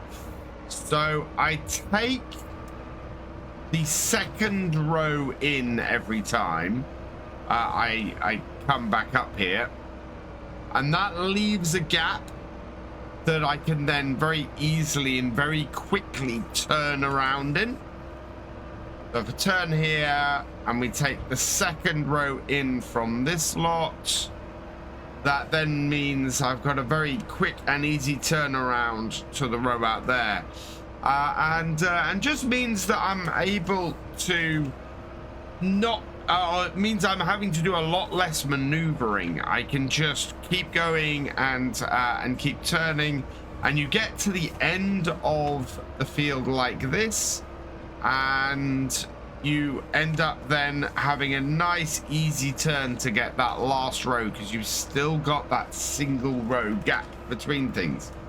It just speeds things up a little bit, makes things that little bit easier on you, and as a result you end up with a much cleaner and quicker run. Now this is, I think, our 5th load for today of this, and we're not quite there yet. So I'm gonna go in here and start taking the second row. I got my pickup lifted, so back up. We'll grab that little bit from the end there. Now with where this is connected, the pickup on our forage wagon doesn't move very far, but it does move. It is a difference between it going over the stuff and not going over it, because even windrows, our rows aren't that high. And yeah, this is a method that seems to work pretty well for us. When we're starting a new section like this, the easiest way to do it is to take the second row, take the fourth row, and then that sets you up to start doing those turns. And basically we're taking every other row going up and down the field. So after this row, we'll skip the next row, and then we'll do the row after, and then we'll skip and do the row after, and then we're always trailing a little bit behind with going back up the field. Well, we'll take that row, then that row, then that row, then that row, and so on. Just makes things so easy to keep doing, and just makes the job much more of a breeze to do alternate rows that way. I'm on my final row of this field. We've had 5 full wagons at this unfolded 18.7 meters cubed volume, which is 18,700 liters, and I think we're full again. We've had one at 14,500 liters. Yeah, we're full again. So yeah, we're well over 100,000 liters off just this field. In fact, this will take us up to 126,700 liters in the silage clamp. That's a really, really good amount. As I said, this is very much where we make most of our money, and it going into the silage clamp like this with this much of it is absolutely fantastic. So we'll keep loading it in here now that we've just about got this field finished, and I've got one more field to do, just that little meadow up the top. I'm a little bit concerned because the 7610 has cut out on me a couple of times today while we've been doing this work. I think I'm going to have to get it into the workshop, see if I can work out what's ailing it, and keep it nice and in tip-top condition. Doesn't seem to be very worn at the moment, or have much damage to it otherwise. It's been running pretty smoothly the last few weeks. So we will give it a go. We are down to 1/4 of a tank, so I'm going to have to fill it up after today as well. Otherwise, we're not going to have enough fuel going forwards. But then all we've really got to do next time is get that the windrower out, start getting the hay all rowed up, and possibly the straw as well, so that we can start gathering that in. My biggest problem at the moment is I don't have anywhere to store it. With us emptying that shed, our storage space is very limited at the moment, so I'm gonna have to see what we can do about maybe erecting some temporary storage somewhere to store our bales in while we remodel the farmyard to give us somewhere better to store them. This is still working okay though, and I think we're going to get at least another trailer full off here. That'll take us up to nearly 140,000 liters of grass for silage today, which is a very good thing. That makes me very happy. We'll be able to start getting the David Brown, compacting that down, and getting ready for the cut in the autumn. The last few rows on this field are a little bit fiddly to get because of the way we cut this, where we didn't do it all in the same line everywhere. We end up doing a lot of turning around and a lot of maneuvering to get it how we want. This would have been a good candidate actually for running the windrower over, and just getting it into a form where it'd be easier for us to pick up. To be honest, it's not a massive problem. It's a smaller field, so it doesn't end up causing us a huge amount of headache to do it this way. But yeah, this is where running the windrower over the whole field would possibly have made a better difference, or alternatively just cutting it all in the same direction in the first place would have made more sense. I'm not too concerned though. We've got it cleared up fairly well. We're not going to get another full trailer off here. We have had another full trailer though, so yeah, we're looking at verging on 150,000 liters here off these two fields today, which is fantastic. That is not bad at all. We might be able to get this a little bit higher in future. Certainly when we get the agronomist in the next month or so, he's going to sample all of these fields, and we'll be able to more easily tailor everything to them as a result. But that has got this field finished. So time to head back to the yard and get the last of this tipped and see how we've done. So we'll back this in. I've managed to heap it up fairly well, and we're looking pretty good. Yeah, this has heaped up pretty well, and that's quite a large amount we got here. 150,000 liters, looking pretty good, especially once you stand on top of it and look at the size and amount of this. That's absolutely fantastic. So what I'm gonna have to do now is we are going to go and park this up. We'll put this in the barn beside, close that down, and yeah, we'll go get to David Brown and I can start spreading this out and get it ready for compacting. And we're going to be putting more on this in the next couple of months.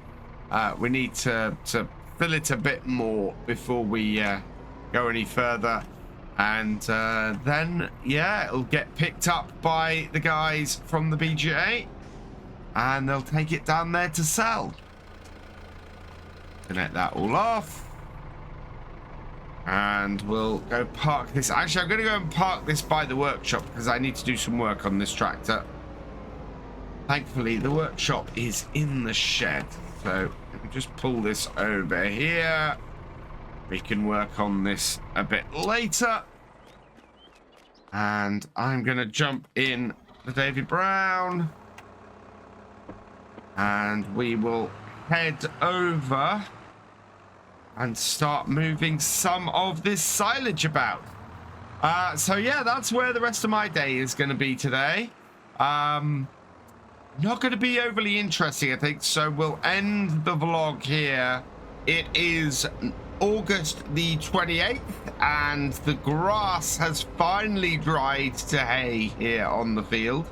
So I'm going around at the moment, and we are rowing it up, ready to get some baling. I'm hoping to get this field all rowed up today, and then we'll get this baled. We also want to get the straw baled today if I can as well.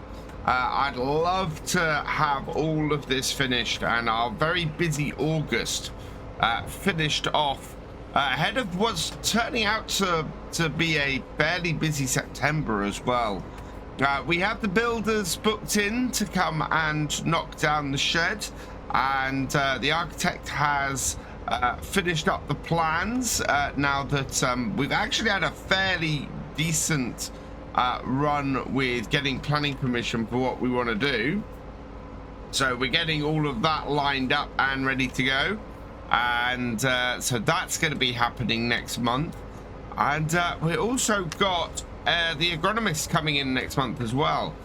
They're going to be getting all of our field scans so that we can make sure that we treat these properly and get the most out of our crops next year after that fairly disastrous harvest we had earlier in the month. I'm just hoping we're going to get enough straw off the arable field in order to be able to use that for a year. Otherwise, we're going to have to go and buy some more straw. So we'll see how many bales we get off there today. But this is dried out fairly well over the last couple of weeks, and is now absolutely ready to bale, ready for us to see exactly how many bales we should get off here. And I think this being the field that it is, it's going to be quite good. Which is great. I'm really looking forward to getting this all baled up, and then we're gonna have to find somewhere to store it temporarily, because of course until we get a new shed built, we have not got anywhere to put any of these bales. Once again, I'm going to try and go across the slope as much as possible. We're gonna do the actual rows up and down this edge here. That should A, allow me to work my way up the field, but also B, allow me to get the bales done across the slope. We don't want to be releasing round bales on actually going down the slope. They'd all just roll into this bottom corner. So we're going to do our best to keep them as well into as much across the slope as we can. That is going to require a little bit of work further down as well. We're going to have to make sure that when we're releasing bales from the baler, that we're releasing them across the slope as well, because there is a little bit of an odd shape to this field, as you can see. But I think that should work out fairly well. Especially doing this across here like this. We're going a little bit downhill, but it won't take much adjustment to get the bales to actually go where I want them to. We just need to keep things going nice and straight with these lines, and we'll then be in a position to get things baled. I am not going to be rowing up the straw. I've decided that it'd be a waste of our time, really. The width on those straw swaths is wide enough for, well, is too wide to really get more than a couple of rows together with this windrower. So it'd be much easier just to keep going and get the baler on there straight away, rather than worrying about it with our going over it with the windrower first. It would just be a waste of fuel and a waste of time to do that, I think. My tractor's running much better now. We had it into the workshop to do some TLC and make sure that everything was working as it should. Did find a couple of faults with it, and basically got some spare parts, tinkered around with it, and got it back to full working order. One of the nice things about having a tractor of this age on the farm, unlike the modern tractors where I'd need a whole diagnostic tool and everything to try and work out what's wrong, with this, I know that I can get into the guts of it, that I can fix the various various problems that come up with a tractor of this age, and that it's not going to be too expensive for me to do it. It's one of those fears I have for getting something more modern on the farm, that I'm gonna have trouble repairing it and keeping it going myself. When we've got a farm that runs basically on a single tractor, at a pinch we could run things here mostly with the David Brown, but for the most part this tractor runs the entire farm. And to not be able to work on this tractor myself and keep this tractor going, it could lead to downtime of days that at a really pinch time we can't do. So I'm very happy that I'm still able to work on this, that I know this tractor basically inside out. I spent many years helping to keep it running with my father on the farm, and it's nice to be able to get into the guts of it from time to time. and fix any issues. If it's doing things like it was doing last time, where we were conking out a little bit and trying to figure out what's wrong. Right now, it's running really smoothly and handling this job certainly fairly easily. I don't think it's going to have any issue with the baler whatsoever. These roads here worry me a little bit. We are definitely going uphill at this point and trying to make sure that we're not going to get rolling bales off this section is going to be a little bit of a task. It's going to be an interesting one to try and keep everything where it should be. At the top end of the field here, there won't be any issue at all because we've got that whole nice flat bit for the most part. Well, we've got the slope in the right place here, and it's because this field slopes up towards this corner. We end up with this slope here that's fine, and then we get to the corner here and back into the here, and suddenly we're going downhill again. So we will we'll have to be careful at this point here, but we should be all right, I think, in general.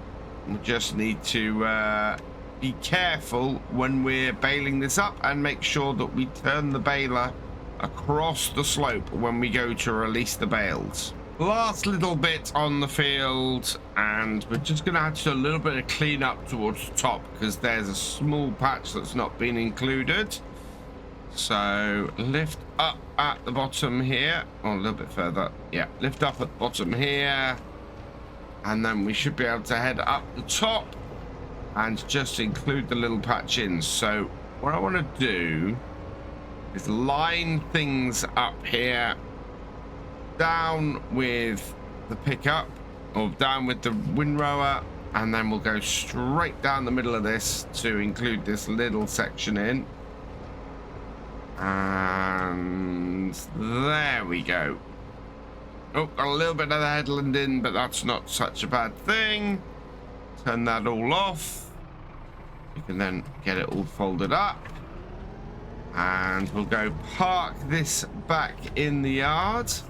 And oh, on the way, we come this way into the yard, I can fill up the tractor as well. We need to grab some fuel. So just park up here, turn her off, and we can get this fueled up. So this should fuel up fairly quickly and be pretty good. Yeah, there we are. Got it nicely filled. Start her up. And we'll park this up. We'll grab the baler. I think I've already got some wrap in it, or some net in it. So that should be good. And we can start getting that field baled. Now, this needs to last us most of the year. One of the good things about us doing 3 cuts a year is if we look like we're getting low on some hay, or low on the hay, I should say, we'll be able to get the whole, we'll be able to go and do another run. As long as it's not in the middle of winter, we've always only a month or so away from doing a run, so we can very easily sort things out. Should say we've been having to clean up around the yard, so we got rid of all the rubbish that was down the side here. We have these have arrived, so you can see the rubbish that we've been cleaning up. We've filled one. We've got 2 more ready to get filled. We've cleared up all the rubbish and everything around here as well. And yeah, we're getting closer and closer to opening this up. I think we're going to get rid of this wall as well. We're going to get rid of, let's just jump this. We're knocking this barn down. We're knocking this lean-to down, which has a fairly weird shape to it. I mean, it slopes down towards the front, which just makes it harder and harder to put stuff into. And then we might get rid of this shed as well. We don't have a lot of use for it. It is lit and does have a good well, it actually lights everything around here.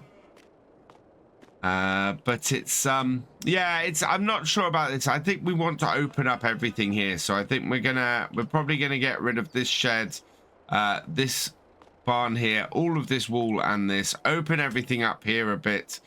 We need access in here, of course, because this is where we are load up our cows from. But I think we could open things up around here a lot, and just make the whole of the farm that little bit more manageable. So we're going to be doing that, and getting things going a bit. I am also still looking to get some chickens. We'll probably sort them out next month as well. And once we've sorted them out, we'll be able to get some eggs on the farm as well. So a lot going on. A lot of people suggesting that we just have the chickens around the farmyard, and I'm kind of open to that. We are going to have space once this is the thing, around this area here would probably be quite good, and we're going to have space to put a chicken hutch in at the edge here once we got rid of these skips. So yeah, there's space for us to have chickens around here, and I think we might go and take up on that and get that done. So chickens coming next month as well, although we'll have to go down there and get a few crates of them. I think we'll start with a few, and we'll slowly work our way up. So we'll breed some as well. Close that gate. And right, we got our class Roland 66 baler here on our 7610. We'll get it started up, drop it down, and yeah, this should go pretty well, picking up nicely. And now we're going to create some hay bales and have some more feed for our cows, which is good because I really need to get some in. I'm about 2/3 of the way around the second headland. We've had 5 bales so far, and they've all released on fairly easy to manage places. All of them have, yeah, you can see we've got a couple down there where it's fairly flat. There's one behind us there where it's fairly flat. We've had one up the top where it's fairly flat as well. The only one that's had a little bit of fun has been the one up just around this corner. We're beeping at the moment. Yeah, there we go. So reverse that up. And we can unload somewhere a little bit out of the way. We're not on much of a slope here. I will just reverse it round to about there-ish, I think should do it. So unload that there. And that, with any luck, shouldn't roll anywhere. Just keep an eye on that as we're pulling away. No, that's sitting there rather nicely. Yeah, the only one here was this one up the top here managed to be well, on a really steep slope, and most bales takes quite a bit of slope to get them rolling. If I hadn't put this one at an angle like this up the top here, then we would have had an issue. It would definitely have been rolling down towards that bottom corner and into the hedge. That's 7 bales in total off the headlands here, which is really good. That's a great start. And what I'm going to do now is I'm going to work my way up the field doing alternate rows, giving myself an easier time to turn around. So just reverse this up, get our pickup down like so, and away we go. And yeah, we'll work our way up the field and then back down and get all of the rest of this baled up. Judging by the fact that we got 7 bales off here, I think we're heading for maybe 20 bales off this field, which should keep us going for a good while. Been quite pleasant for most of August, but today is really dull and overcast. The light is fairly flat, and the temperature has definitely dropped a bit. You can feel it in the air. I'm wondering if we got some rain on the way. It's not a bad thing now that we've got everything out of the way for the rain to come. Might actually be quite useful on the farm, but yeah, you can. There's a tinge in the air for rain at the moment, and I'm wondering if we're going to get a bit of a downpour. If we are, I really need to get these bales under cover fairly quickly. I think what we might do is I'll move the combine out and the forage wagon out, and we can stack these in the second silage pit. We've got we're not going to be using that probably until next year, because at the moment I'm holding off covering what we have in the first silage pit so that we can get November's cut into it, which will be a much bigger cut because we won't be doing any hay in November. And yeah, so we've got space for now in there, and we can do that until we have some dedicated space for these bales, and that should work quite well for us. I think that's gonna be a place that we can store this. We've always been using the second silage pit, whichever silage pit we don't have in use. That one has always been sort of an extra storage shed, which is part of my wanting to remodel the yard, is because of that. Back her up and unload another bale out, and yeah, we're not on enough of the slope for that to cause a problem at the moment. But yeah, that's a lot of the want to do that has been because I want to be able to get a quicker turnaround with our silage pits. I feel that with the kind of amount that we can cut off here, we're looking at about 200,000 liters of silage a cut when we're not doing a hay cut like this. We should be able to load up one silage pit, get that fermenting for 3 months, and then that'll be ready, and we can do a much more steady income from the silage every year, rather than having it sit there for months, which does not produce the best quality silage. And the BGA is wanting better and better stuff every year. Plus we want better and better stuff for our cows as well. That's the thing. We need good quality silage to keep producing good quality milk, and if we're going to expand the cows at all, we are going to need that good silage.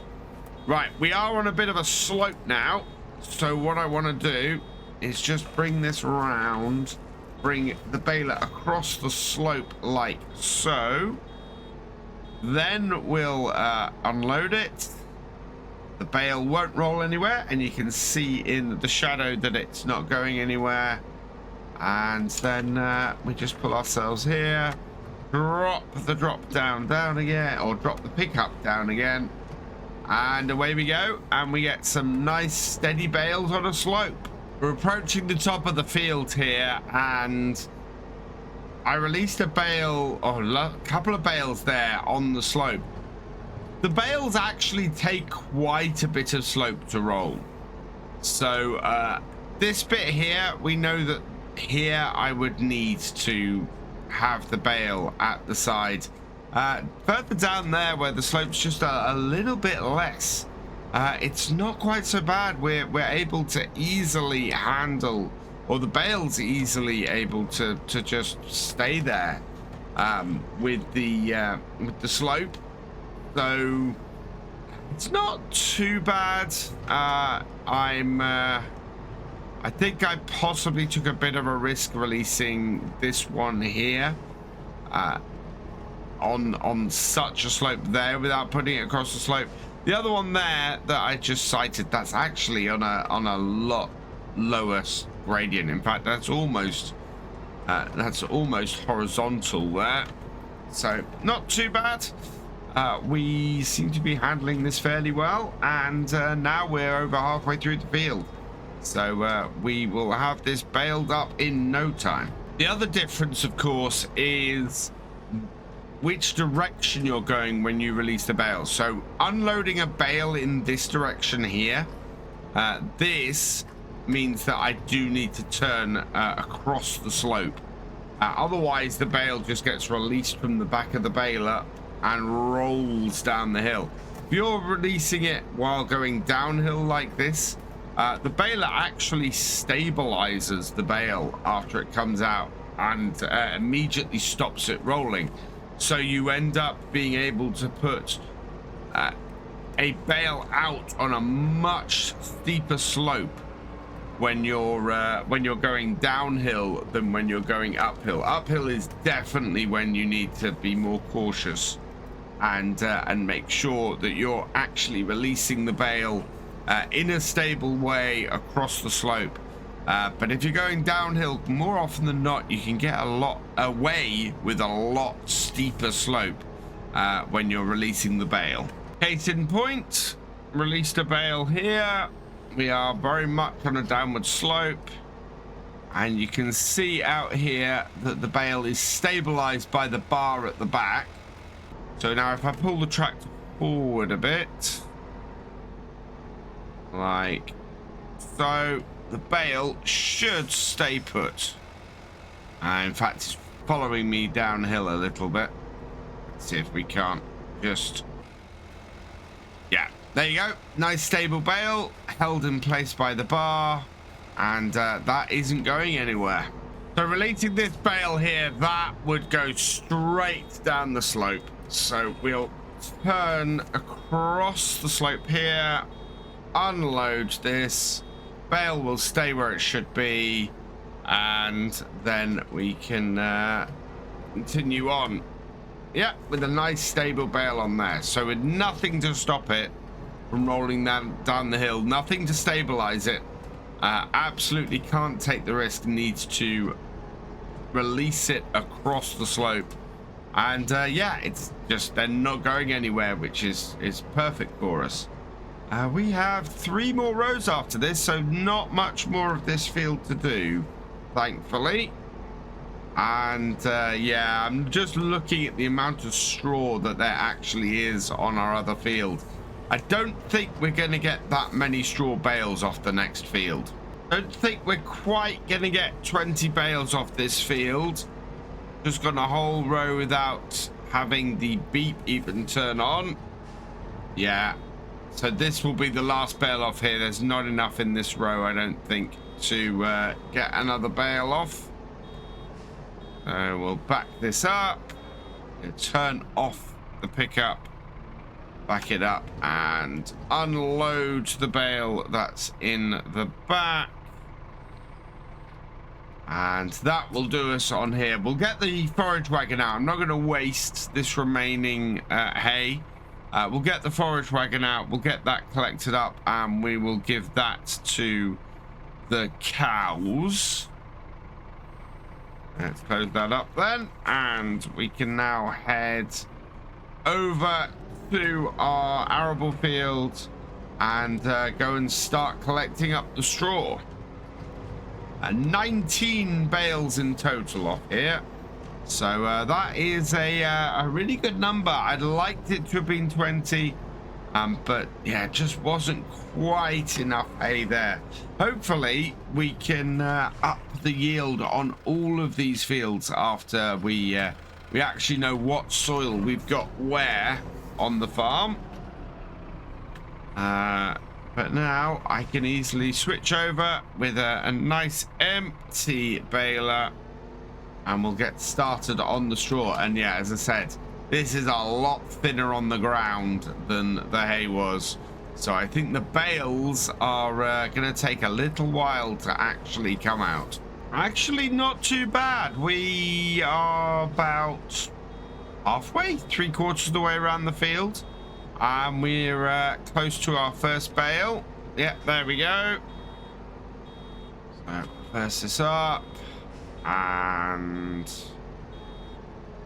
unload it. So first bale round here. Actually, that bodes pretty well for getting quite a few bales off this field.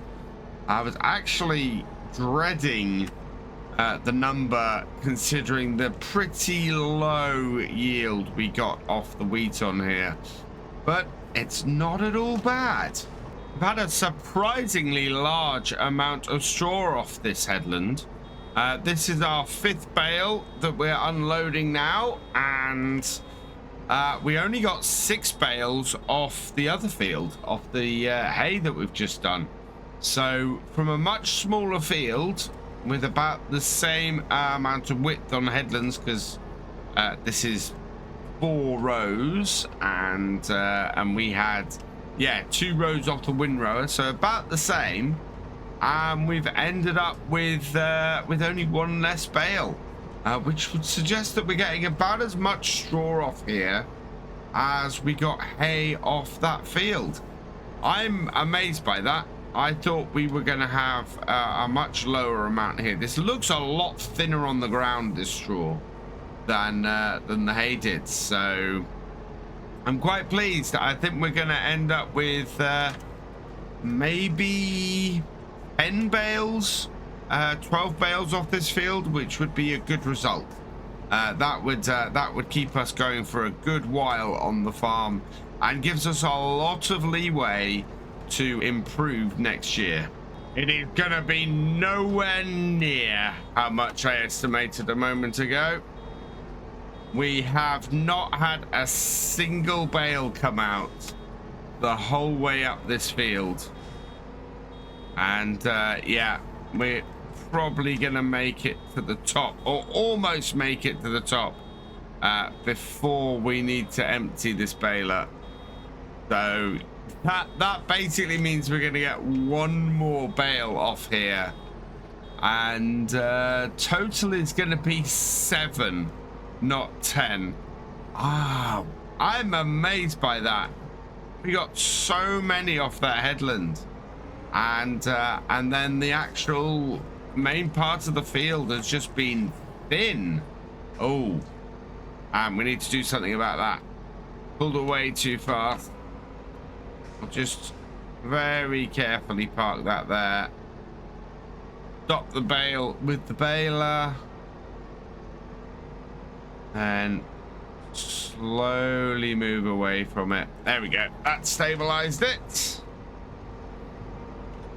Yeah, not the greatest thing to do, but I don't want it going into the creek.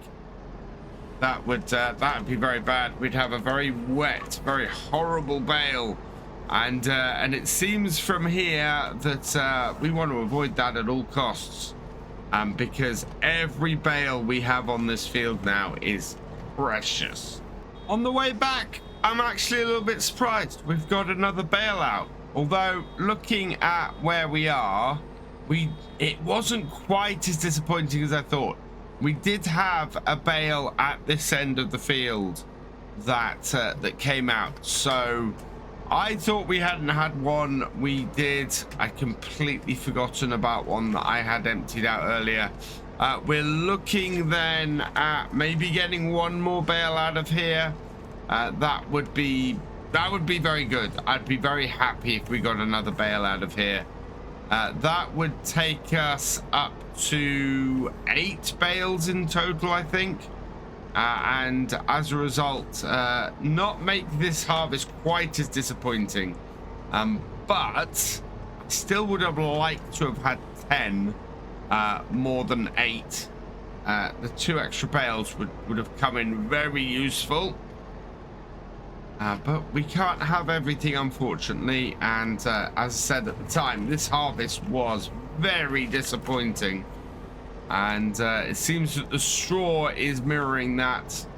We'll just have to see whether we get a nice complete bale off the bottom part of this field here, or whether we're gonna be short. And I think we're gonna be short. I think we're gonna end up with 7 bales, which yeah, not where I wanted to be off here, but at least we've got everything baled up now, and we can start collecting that up. I might have to go and find a bale trailer. I'll ask around the other farms, see if anybody's got one for sale. But yeah, that is not a complete bale, which is very, very disappointing. We'll have to try and unload that, I think. We'll see if we can unload that straight to our cows at some point. We'll turn that off for now and lift up the pickup. And I'm just going to take this back to the shed. So there we go. That has been pretty successful insofar as we've got everything baled up today. I'll need to get that collected up over the next couple of weeks. But all in all, a very productive day here on the farm. So I'm going to leave the vlog here for today. It is September the 2nd.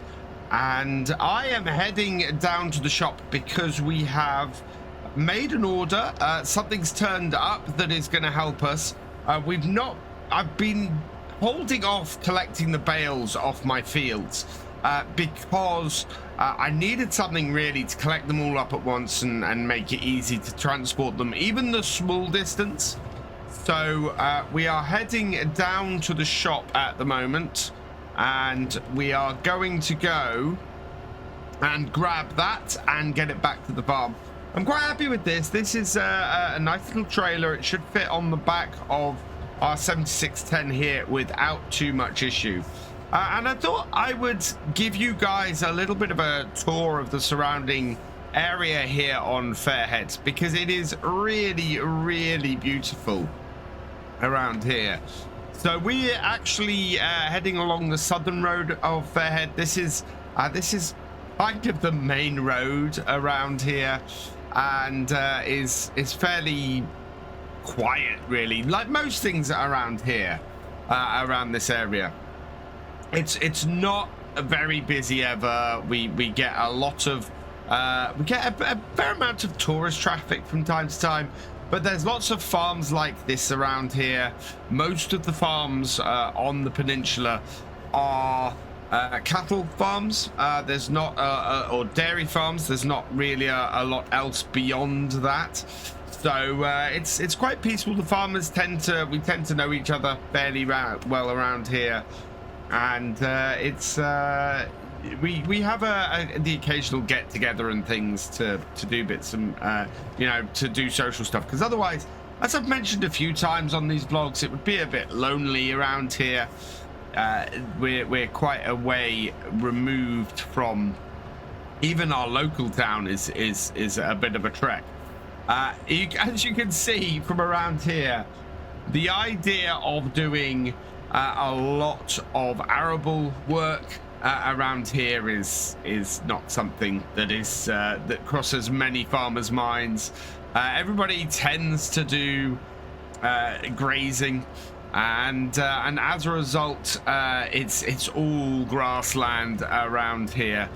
We have got a few nice houses and things around here. I mean, case in point is up here on the left. We do have.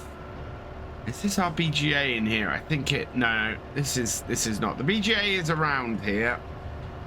I think this is one of the few places where we can sell arable crops around here. As I said, it tends to have people tend to come out here to do stuff. Oh yeah, that's also our animal market, and that's where any new cattle that we purchase will get delivered. Yeah, this is the nice house I was talking about. There's quite a nice house nestled here in these woodlands, which is a nice place. And yeah, then our BGA, there's an access road to it down the side there to easily fill in the silage clamps that they've got. But the main access to the BGA is there, and that's where we take all of our silage in once it's fermented later in the year. And then just down here to the right is the shop. And yeah, looks like our trailer is sitting outside waiting for us. So I'll just pull this up here. Yeah, I need to pop into the shop to do some paperwork. But yeah, this is quite good. This is actually been refurbished, this trailer. I don't think the trailer itself is new. I think this is yeah, this trailer has been refurbished and repainted and is looking very, very nice. We should be able to get a lot of bales on this. I think we'll be able to go too high as long as our little David Brown can actually handle it. Paperwork's all done. I left my tractor running, but then around here, that's not a huge issue. And yeah, so that's all good. Paperwork's all done. It's all paid for. We can head back to the farm and start piling some bales up. I think this is going to speed things up a lot. Making our way back to the farm, and you can now see the farm from the other side up here.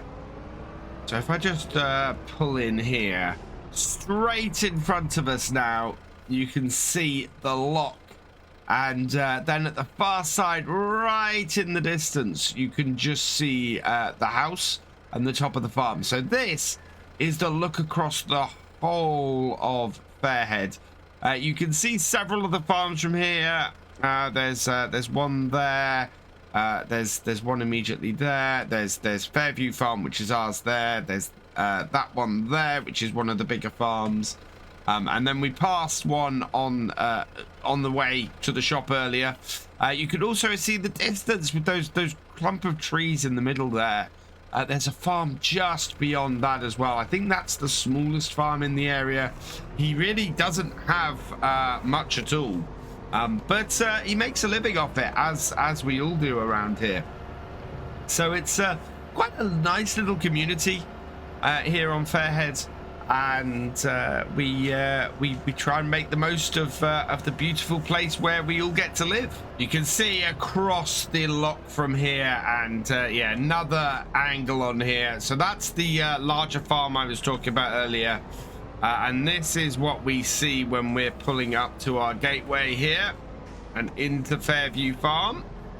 The farmhouse is there, but all of our buildings actually are pretty well hidden by the peak of the hills, so you can't really see much of the farm beyond the house from out there. It's as I said, quite secluded. We are the farm that's the furthest out on the peninsula. Yeah, we'll go this way. We'll go through the yard because I want to show you something as we go through here. We should be able to get this trailer through. Like so, because we have started work, and look, we have a wall down. So we've taken the old stone wall that was here. That's gone now. And we've got this big pile of rubbish to fill into our skips over there. So that's opened this area up a bit. The next thing to do is going to be to demolish this shed and this building here. So we're going to take all of this out and go down. And I think what we'll do is we'll probably try and widen this road at the moment. See if we can get the concrete to go a little bit further out and make access down here a little bit easier. But we're just generally gonna open up everything around here and trying to make this more usable. I think what we'll probably end up doing is butting something up against this wall here. So, meaning we'll get access to this building here via a pathway along here, and then we'll fill everything in the middle here and sort of open things up and make this really a bit more of a full yard. We're going to leave the gateway in here, and we'll probably butt something up against it on this side, because at about that point there, yeah, we've got the door here, so we need to make sure we still have access here. So yeah, it'll be an interesting setup for us, I think. But yeah, progress is being made. The yard is beginning to change, and I'm going to take this down to the very bottom of the field, partly because that's the flattest bit, and partly because it's also the furthest distance we're going to have to take any of these bales. So if we park this down here, we should be able to fill it up with some bales without too much issue. and get them back up to the farm. So I'll park my 7610 here and we'll go and get the David Brown. I'm going to start by collecting up some of the furthest bales first. I will swing this round and we'll divide it based on front of the tractor.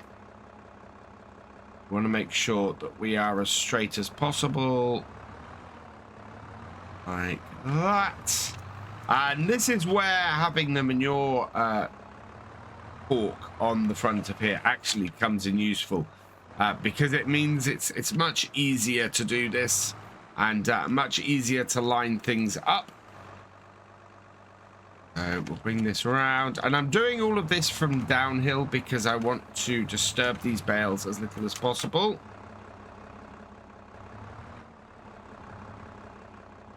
Yeah, on the ground a little bit, and up.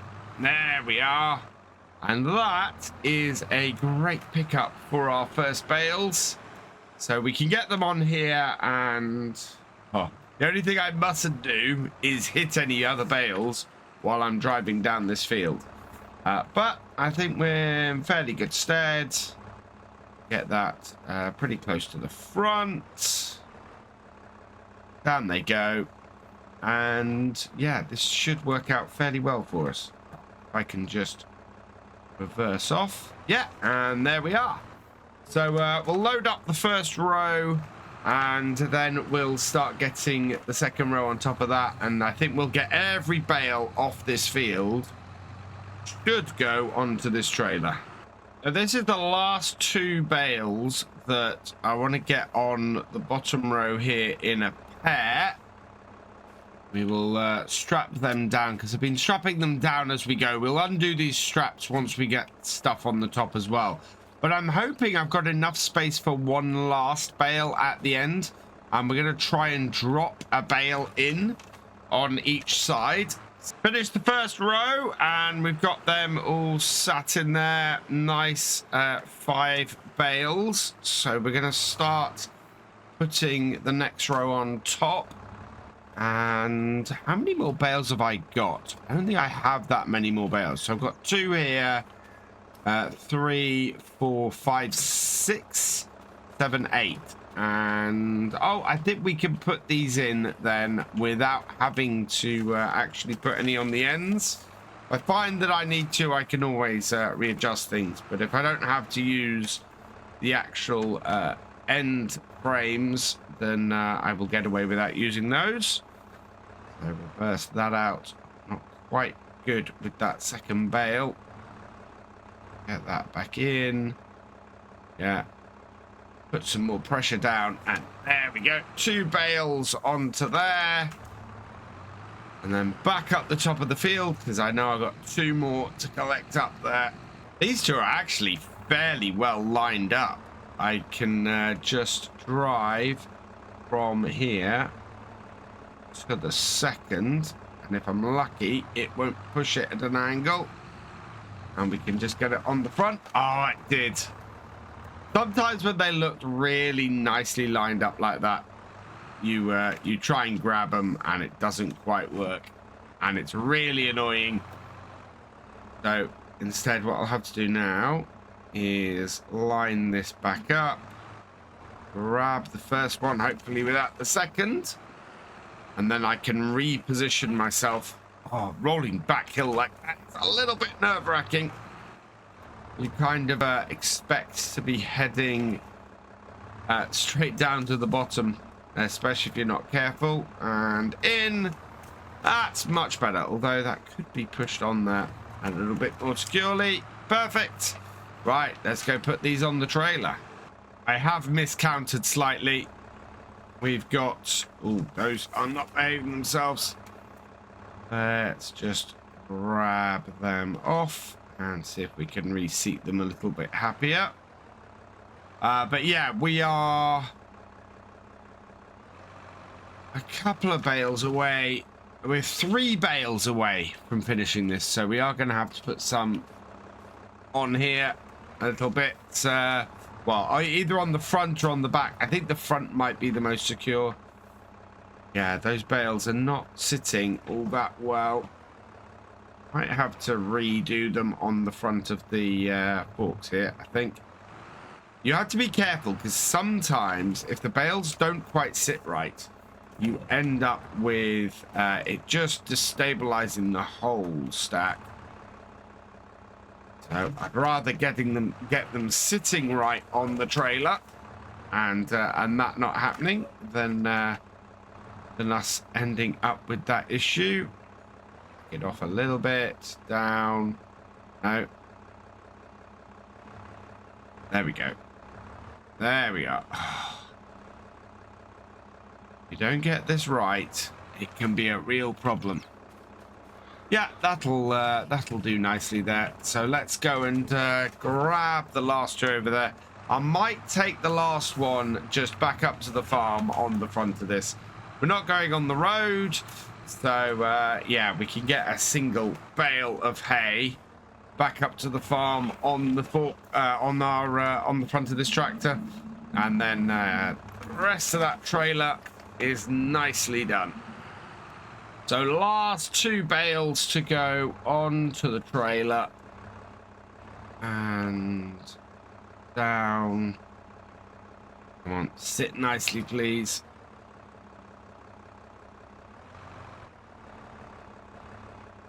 Sometimes it is just a little bit of finagling to get things in the right place. Lock those down, pull out those. And yeah, there we are. A nice full trailer of hay bales. That is looking a little bit bad, but at least we haven't got far to go. And then I'll just go and grab this last one here, and we'll head up to the yard and we can start getting this all unloaded. And then it's the straw bales. So we're going to put all of the bales in this shed for now. We're going to put the hay bales down this side and the straw bales down the other side. I already moved the combine header trailer out the way. That's down the side of the cattle shed or the dairy shed. And oh yeah, let's just park this here for now. We're going to move the combine itself out the way in a bit.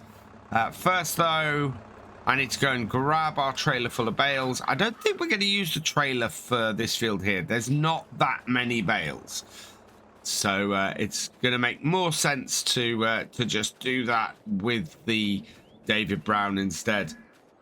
The only downside to filling this up down the bottom of the field is that we now have to pull these bales uphill.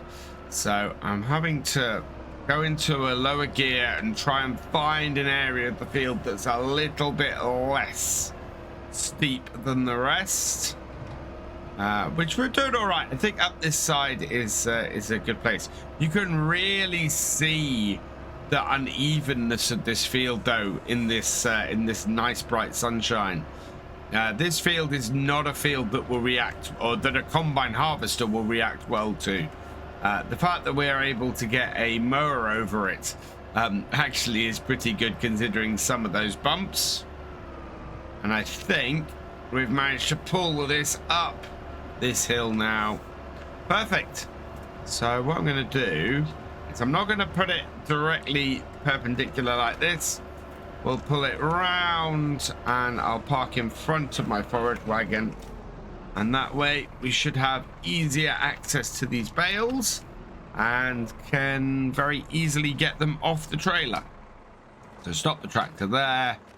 And I think we'll start with these ones at the back because they look just a tad unstable.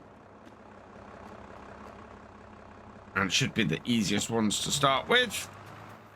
Back her up. And grab the first two bales. And with any luck, that will work out fairly well for us. Just trying to center this a little bit. Yeah, I think there should do it. Get them off. And oh yeah, look, those are really unstable on the back of there. Unloaded most of the bales now and just getting the last few off. I will grab that off the top. I think we've got, yeah, I got 1, 2, I got 6. So pile of 5, we should end up with just a few in front. Let's line that up, and there we go, and off. We've got space for 4 more there. We've got a total of 5. So yeah, we'll end up probably with 1 on the top. So we should be able to take these 2 bales and get them onto the stack behind where we've just put the last one. Let's just put these over here, and should reach. Yeah, we will reach, thankfully. And those go on top of there like so. Hopefully without knocking things too much. I'll just reposition that one a little bit. And yeah, so we've then got 3 more bales. So 2 more in front, 1 more on top. And that is a nice complete stack of these hay bales into the shed, and nicely undercover. Next, we're going to have to go and grab the straw bales. So as soon as I've got these stacked, we'll start going grabbing them off the arable field. We should have the agronomist coming in a few days. So as soon as he's here, we can get all of our soil sampled, and we can move forward from there. Final pair of bales then, and that one down there like so. Back that off, and then we'll grab the other one and put it on top. So bring this in here, spike that there, and this back around. We're able to put this on top like so. So that will work very nicely for us to be able to feed our cows. I'm really, really pleased. We could pick up 3 bales at once, I think, with this tractor, and that front spike, but I don't want to push it too hard. Let's get the Ford out the way, and then I'm going to go and start collecting up some of those straw bales that we got sitting in the wheat field. I'm still trying to decide where I'm going to put a pressure washer around here. There's space up by that garage there. There's space in a few places around here. But we do need to put it somewhere, because our old one broke a while ago, and you can see the state of my 7610 after all the work we've been doing over the past month or so. And there's definitely places. I think I want to get rid of this first before I work out where the best place for it is. Certainly, we're going to have more changes going on around the yard over the coming months. Let's jump back in this then, and we'll head into the field and start collecting up some of those straw bales, because we need to get this field cleared. We're going to be planting crops next month, I think. So there's lots of preparation to do on this field before then. We need to get some basic fertilizer on it. So either some slurry or some manure. And we also need to do a few other bits and pieces. I want to see if I can maybe get this mulched as well.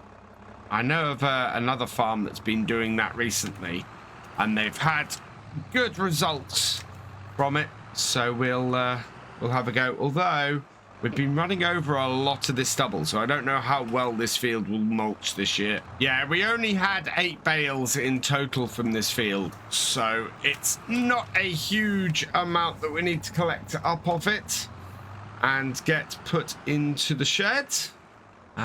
But it should keep us going for a while, and keep manure production from our cows going. As I said, we only need enough manure off these fields really or enough straw off here to produce enough manure to give us a good amount to do this field. We really want the slurry for the grass and the manure for our arable. Now, the way I'm going to do these in here, with the only 8 bales, there's no point in going up more than a single level with these. I will put this down here. And, yeah, then just push them in, because our forks were slightly pointing downwards. And that's got it. So just 2 more bales, and then this will be all completed. Final 2 bales off the field, and that has cleared up all of our bales that we've got kicking around the farm. Should do us a nice little while, both these sets. We're going to be mixing this hay in with some silage to feed the cows over the winter, so this hay actually will go quite a way, thankfully, and we're not going to sell all of the silage off once it's fermented. We're still a way off that though, because as you can see, we've not covered any of this. This still needs a bit of compacting, so I've got some more compacting to do on this, and of course we're going to do another cut either next month or in November, just to try and finish things off and maybe double the silage. Well, we'll over double the silage because we won't be making any hay come November. But yeah, we're gonna be getting rid of this, and as part of the new construction round here, I think what we'll do is we will include some chickens as well. We should be able to get a hutch or 2 around here, and maybe get some land for some chickens, which will make them fairly happy. We might even have space around here where we've all got all of our equipment at the moment, because we should have space to store all of this elsewhere by the time we finish the renovations. However, I'm going to finish today's vlog here. We are just leaving the BGA. I've got something on the back of the truck here. In fact, this truck itself is new. We got a call from the BGA, and they said they were updating a lot of their equipment, and they knew that we were going to have a little bit of trouble transporting all of our silage this year, and they were looking to sell off some old kit. So yeah, this truck and the trailer and the wheel loader that we've got on the back, these have all been sold to us at quite a big discount. I mean, I've spent a lot less money here than I would have ever expected to on this kit, and it means that later in the year we should be fairly good for getting all of our silage loaded up and sold. This truck holds 60,000 liters, and the wheel loader it's an older Volvo model, but it should do the trick. We're coming around this way because I couldn't get the out of the BGA in a direction that we could easily turn everything. So we're actually running the coast road today on this really wet day. It is September the 16th. We've got an agronomist coming, not tomorrow, but I think it's 2 days time they're due to come. So we're holding off doing any work on our fields until then. But this should mean that we're in a fairly good position now to get everything sorted and to really make money well. And I am very, very pleased to have got some kit like this for well under 100,000 we've spent on this, and that's good. Yes, they've got a few hours on both of them, but considering that we're only going to be using these probably a couple of times a year, they should pay for themselves pretty quickly. In fact, with such a wet day, I think what we're going to do is take some opportunity to see if we can get our... What was that? We seem to have stopped on something in the road. Let's just gonna reverse up a little bit. There's something. What is that? Oh, gotta be careful. Someone's stuck some fencing in the road. Let's see if I can get this. Oh wow, that is actually stuck fairly tight in there. Looks like yeah, somebody's been playing silly people. Let's see if we can get this around here. That's a bit of a hazard. I better report that to the local council, because yeah, somebody's going to have a really big problem. We're lucky there. We got caught on our trailer and it cleared the truck.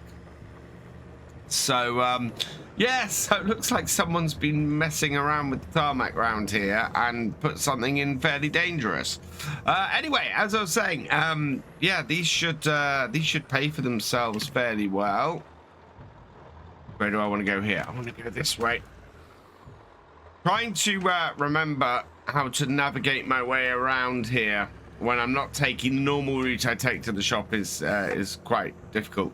But again, this is giving you guys another view of the area around here and how beautiful a place this is, and it really is.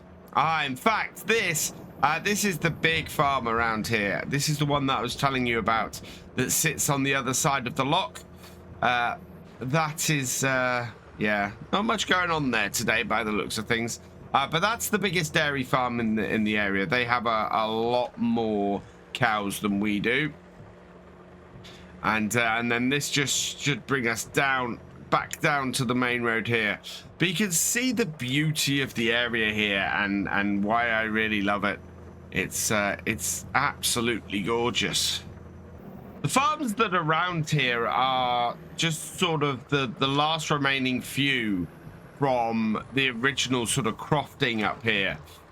There's a you saw the ruins of a building there, and yeah, these used to be a lot of smaller farms around here, and as a result there are quite a few ruins dotted about the fields in places. Just trying to see if we can see another one down by the loch, but not that I can see. I'll pull that round. Yeah, getting our trailer around some of these corners is fun. But I was trying to see if I could see another ruined house. Oh, there's one down by the lock there, down by the water. You can just about see on the edge there. Doesn't look like a ruined one, but there are a few ruined buildings around here that sort of show that this landscape used to have a lot more people farming around it than there are now. And we're just the sort of the 5 farms that are still left. Go right up on the side. It's quite a long trailer, this. But yeah, we're one of the few farms that still remains up here, and even we're pretty small in all consideration. Bring this in, and yeah, there we go.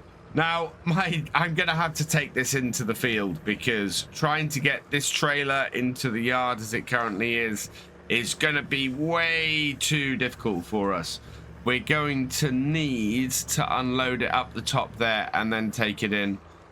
Even this flatbed at the moment, well, we don't really have storage for all of this at the moment. This is the trouble. I bring the truck in here. Pull carefully onto the concrete up the top. Yep. And then we should be able to get it all undone. Get the backs of this down. And unclip that. And there she is. A lovely classic Volvo ML841. With a nice big bucket on it. So this doesn't replace our David Brown on the farm. Our David Brown is still going to be doing lots of bits. This is basically just bought to handle everything in here. So I'm going to get to work with it today, and we'll do some piling up and some compacting of our silage that we've got. So let's start it up.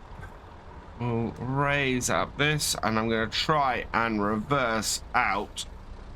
So, get in the right gear. Yeah. Now, the beauty of this is this will be great for doing this work because it has on it the wider tires. So that will work a lot better for us. Bring it around the front. Oh, yeah, we'll go through the grass. I have a feeling we might be thinking a little bit into the grass. It is really wet underfoot today. The rains have finally come, and it's making things that little bit more difficult. But we're okay. And so we'll bring this in here. I would say, oh, we'll use it to help with the work, but I don't think that's a wise idea. So plan is that doing the silage like this, down with the bucket, we go in and scrape and fill the bucket up. Get a nice full bucket. And then you drive up on top and just stack up a bit. That way, we're going to be putting the older silage towards the back here. And because this has the extra power, because this is able to do this, we've got a little bit more weight than the David Brown. And we end up with a much better setup on here to get this all sort of compacted and done quicker. And when we come to do the next batch of silage in a month or so, what we'll be able to do is get this compacted quickly so that we can very easily get everything fermenting, and then when everything's fermenting, we'll be able to then go and sell it later in the month. Oh, we need to be on top in order to get this to dump out properly. Yeah, only downside to this, of course, is that it doesn't have a high dump bucket, and there's not really one available. The whole hydraulics on this, I don't think will handle a high dump. So, yeah, it'll be one of those things where we have to do it later, and we'll end up having to upgrade the machine to do it. But at the moment, we are in a good position. We should be absolutely fine.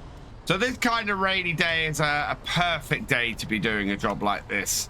We are able to do this undercover. It means that we're not taking time off from field work that we could be doing or anything else, and we just end up having a much better use of our time on a day like this.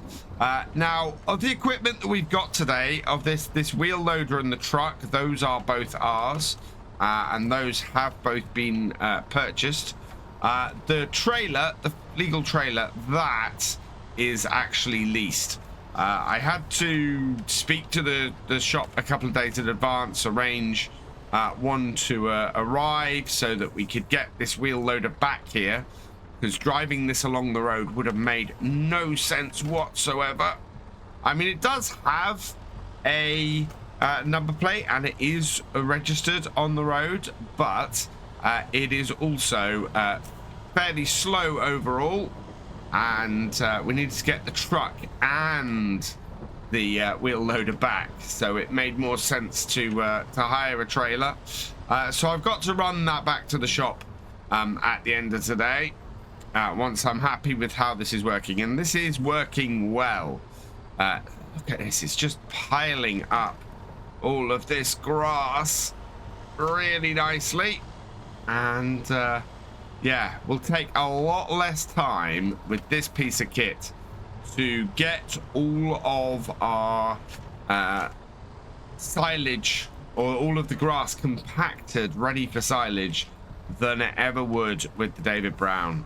David Brown would take a lot longer, and we're able to get this all compacted up and sorted a lot quicker. And once we got the new buildings made, then we'll be able to basically have these two silage clamps working together. We'll do one cut of silage, we'll put that into one clamp, we will get it all compacted with this, and then we'll turn around and we'll get that all done. And then while that's fermenting, we can fill up the second one, and then we can sell all this off once it's fermented, and then while the second one's fermenting, we'll be able to refill the first one again.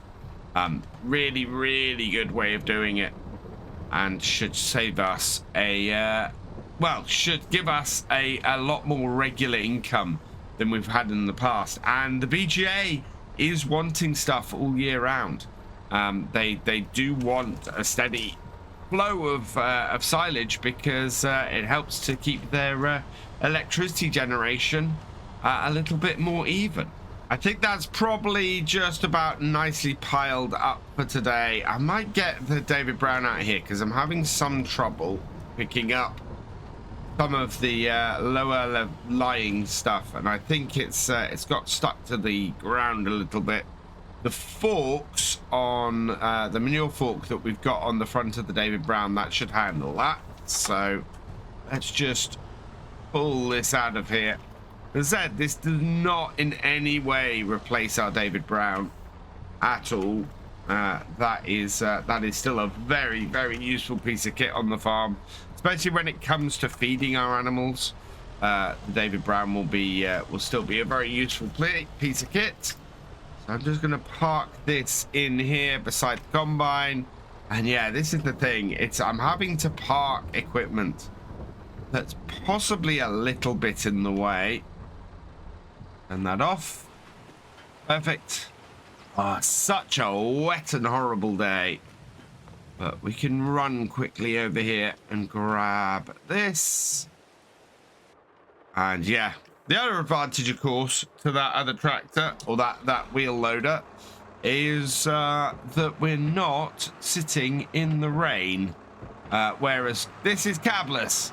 And therefore, anything I do outside of a covered shed or anything ends up being a very wet experience.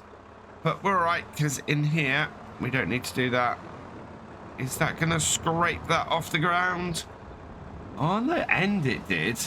We seem to get under it there, but I don't know what's going on with the stuff under here at the moment. Looks like we might have to lay it out. My worry is that if we ferment it with it stuck on the floor like this, will we be able to pick up the fermented silage as well? Or is that going to be a problem? So, yeah, look at that. Trying to scrape that off there. Is that coming up? Oh, that did come up. Yeah, it's working. We are able to scrape some off the ground, so it is good to have these spikes to do this sometimes, because when the wheel loader can't pick it up, the spikes should be able to. A job that I would really like to have done today is starting to get the slurry on the grass fields and the manure on the arable field. However, that's not going to be possible, partly because of the rain. I mean, you just don't go and put that stuff on when it's this wet, and partly because I don't really want to have stinky manure and slurry all over the fields when the agronomist is driving all over them. So once he's been and done his work, we'll be able to go and get those fields done. That, though, is pretty neat. I'm pleased with that. We've got a nice, neat setup there. And that is all clean. Oh, God, it's so wet. This is horrible. Right, there we are. And yeah, I want to do a milk run soon. We need to take some milk down and get that delivered at some point. Today is not so good for it, but I think we're all right otherwise. Yeah, we've got all of this empty. This shed is now completely empty, and so is this one here. We're waiting for the builders to come back, clean up this rubble, and then start work on knocking this shed down. So that might be happening in the next few weeks as well, which would be great. Let's head up here. I need to go and take this flatbed back to the back down to the shop. We should be able to do that with the truck. We'll run it. We'll run it down there with the truck. We've got the hydraulics in the front. So close up our ramps. Yeah. And yeah, we can get this Flegel truck this Flegel trailer returned. It is not much use to us beyond this, and I don't really want to have it kicking around the farm. Best way to do this: if I try and take this truck through the yard with this trailer on, it's never gonna get through. So I think we're gonna have to drive down here, spin around on the grass field. Not ideal when it's this wet. And then we'll head back down to the shop with this trailer and get this finished. It looked like to the south the sky might be brightening up a little bit. That's really good. This rain really needs to stop. I mean, it's September. It's not. It can be quite wet around here around this time of year. It's why it's part of the reason why there's very little arable on Fairhead, because it can be wet. It can be wet right when you're looking to harvest. So yeah, you don't really get a lot of arable up here for that reason. Not because it's bad growing, it's because it's bad harvesting. You will quite often people struggle to get lots of harvest in on here. Instead, the grass is a much better way to go. Or they put in crops like that, so that, just pull up here, nobody will come along. That is corn, is maize. So people put that in, they'll make silage out of that as well, which can be quite good up here. But obviously nobody has really big silage equipment. You won't see one of those large forage harvesters. It's all side-mounted older stuff. Or 3-point mounted older stuff around here. There's no big I think they're John Deere 9000 silage harvesters. You won't see any of those up here, partly because you struggle to get those around these back lanes, and all of those fields are fairly small as well. There's no massive fields of things like that. It's mainly just people experimenting a little bit with what will work around here, and how they are able to best use the land. But as you can see from just driving around, so much of this is grass, and so much of what people do around here is grass, silage, and hay, and basically stuff that supports the cows. We're back down towards the shop. That's just passing the BGA. And now, oh, this is the bit I'm dreading. It was fun getting out of here originally with this trailer on. It's going to be even more fun getting back in. We're going to have to swing around as straight as we can. Going to reposition because I'm not overly happy. That basically, that fence post down there, we need to get as close to the front of the truck as we can. After trying for a while to come in the other entrance, yeah, it is not really a way to come in for a truck like this. There's a side entrance around here, which is still tight, and not a lot of fun to get in. You can see my tracks, how close I came to the wall in places. So it's, yeah, that's quite a tight entrance in there. Let's disconnect that. And we get back in our truck and we'll head back to the farm. Getting out of this, a lot easier than getting into it, because we can pull straight out and then just swing round afterwards. But coming the other way, that's a lot more different. That's a lot different. It is just such a tight turn to get round. One of the great things about this truck is we should be able to customize it and take the sides off the back. So this should convert into a flatbed, as well as being a truck that we can transport our silage with. Oh, going round into my own yard. This is why we need more space. Look at that. That is just so tight. We will be able to customize it and put flatbed on. Now I'm just wondering if then it's also worth us looking and seeing if we can invest in some ramps and see if we can actually load stuff onto the back of it. Look out the window. Where am I going? There we are. There we go. Just stick this in here for now. We'll have to move it later. But yeah, we should be able to make a flatbed on that, and then if we need to take this down to be serviced or anything, we will be able to put it on the back of this and not have to go and lease that flatbed again. That would be very, very helpful to us, I think. All in all, considering how wet today is, though, I think we've had a fairly productive day. We've got a nice new couple of bits of equipment on the farm that are going to make a big difference to everything. So I'm looking forward to seeing what happens with our silage sales later in the year.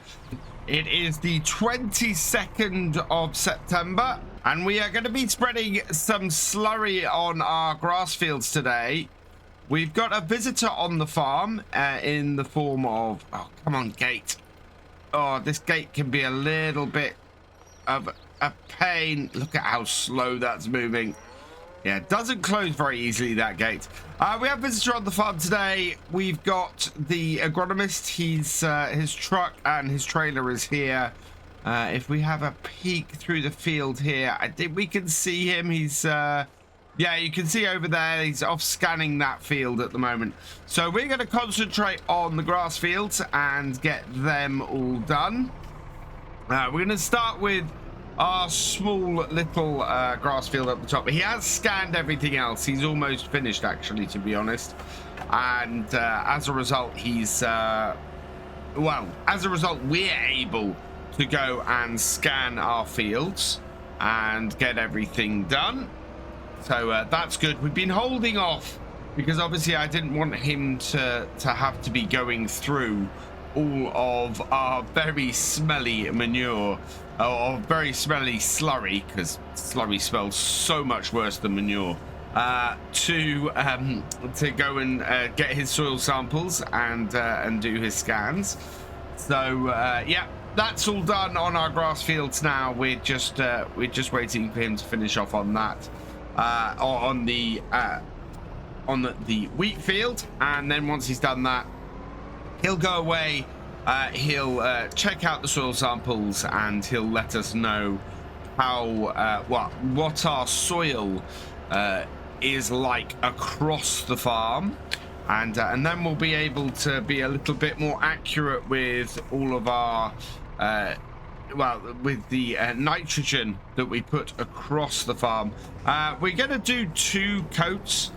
We're doing a lesser coat now, or a lesser spread now. We know that this will come in way under what these fields need, and then later we'll be able to put a second spread on and just top things up to a point where they'll be good. We should do that. Yeah, we'll probably do that in a couple of weeks. Make sure that we are good, and then early November we'll do a quick cut of these fields, top up our silage, and be ready to do some selling off once everything's fermented. So that should be really good. let's bring this into here, and then we can start to get this field done. Yeah, it's really useful having the cows, reducing the cost of this a little bit. There we go. Close that gate because I don't want to get that covered in everything. Turn it on. And away we go. So yeah, this will help us to improve our overall nitrogen level on these fields, and we'll be able then to get a much better yield off this grass when we come to cut it in a couple of months. This field is fairly quick and doesn't take too long to do. I think we should have enough in this tank. Most of our fields take more than one tank. Well, takes several tanks to get done, but this one being the upper meadow and being fairly small should be pretty good. I think that's probably got all of it. Yeah, looking fairly good there, I think. Right, so we'll turn that off. And with this field done, we'll go refuel, because I don't think there's a huge amount left in the tank.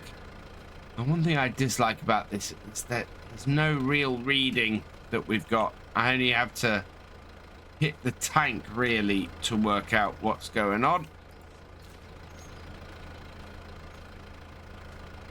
Not the newest of spreaders, this, but it does work nicely, and does mean we get to do or get done the job that we need to get done around here.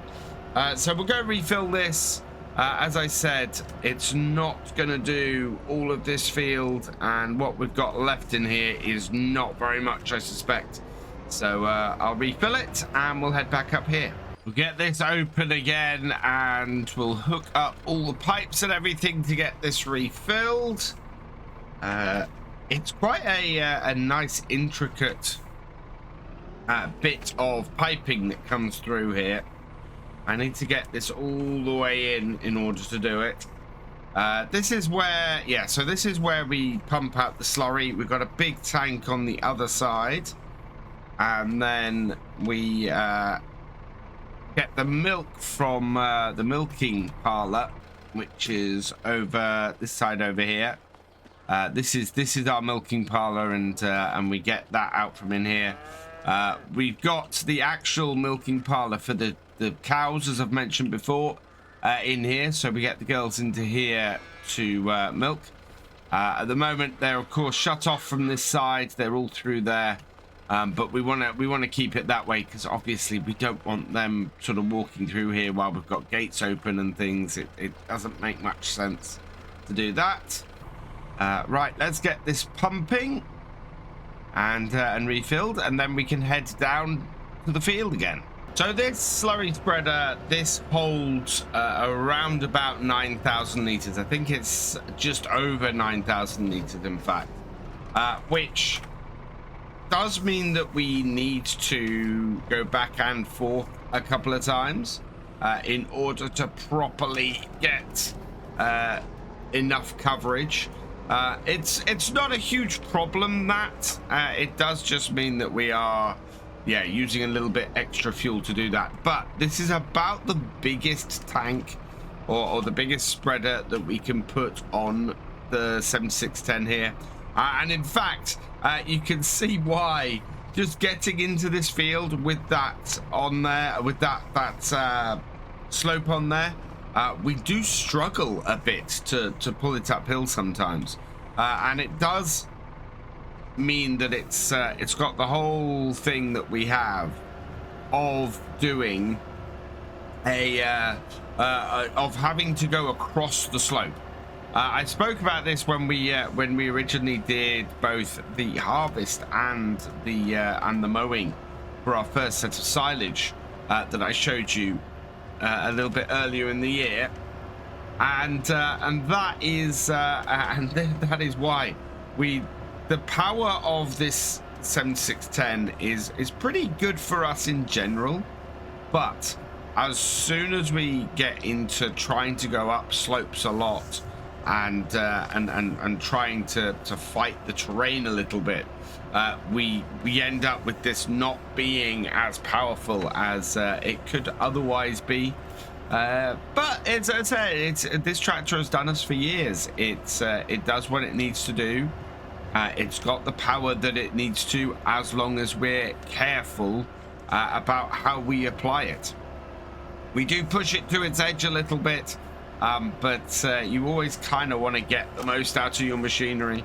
So it's never really let us down at all. We keep it serviced ourselves, as you've seen, and it's of an age where we are able to do that. I've said this before, where trying to get a modern tractor serviced how we want to be able to do it, especially up here, can be quite difficult.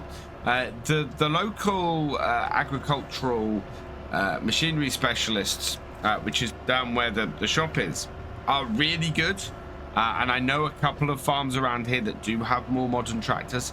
The bigger trouble that they find is that if there's anything, let's see, we've run out now, anything that requires a lot of the computer stuff that's integrated in modern machines and things like that, it starts to having to go away. And any farm that's running with just a couple of tractors like we are, to lose your main tractor for an extended period of time, which can happen if you've got to send it away, that's not good. Whereas with this, I know that I can go down to the merchants if they've got the parts, or they can do it themselves. It's only going to put me out of whack for a day or two, and we can get going again. That's not to say that there aren't catastrophic things that can go wrong, but this at least, I know how this works, and I know that I can get in the guts, and I know that I can fix it for the most part if I need to, and be up and running again fairly quickly.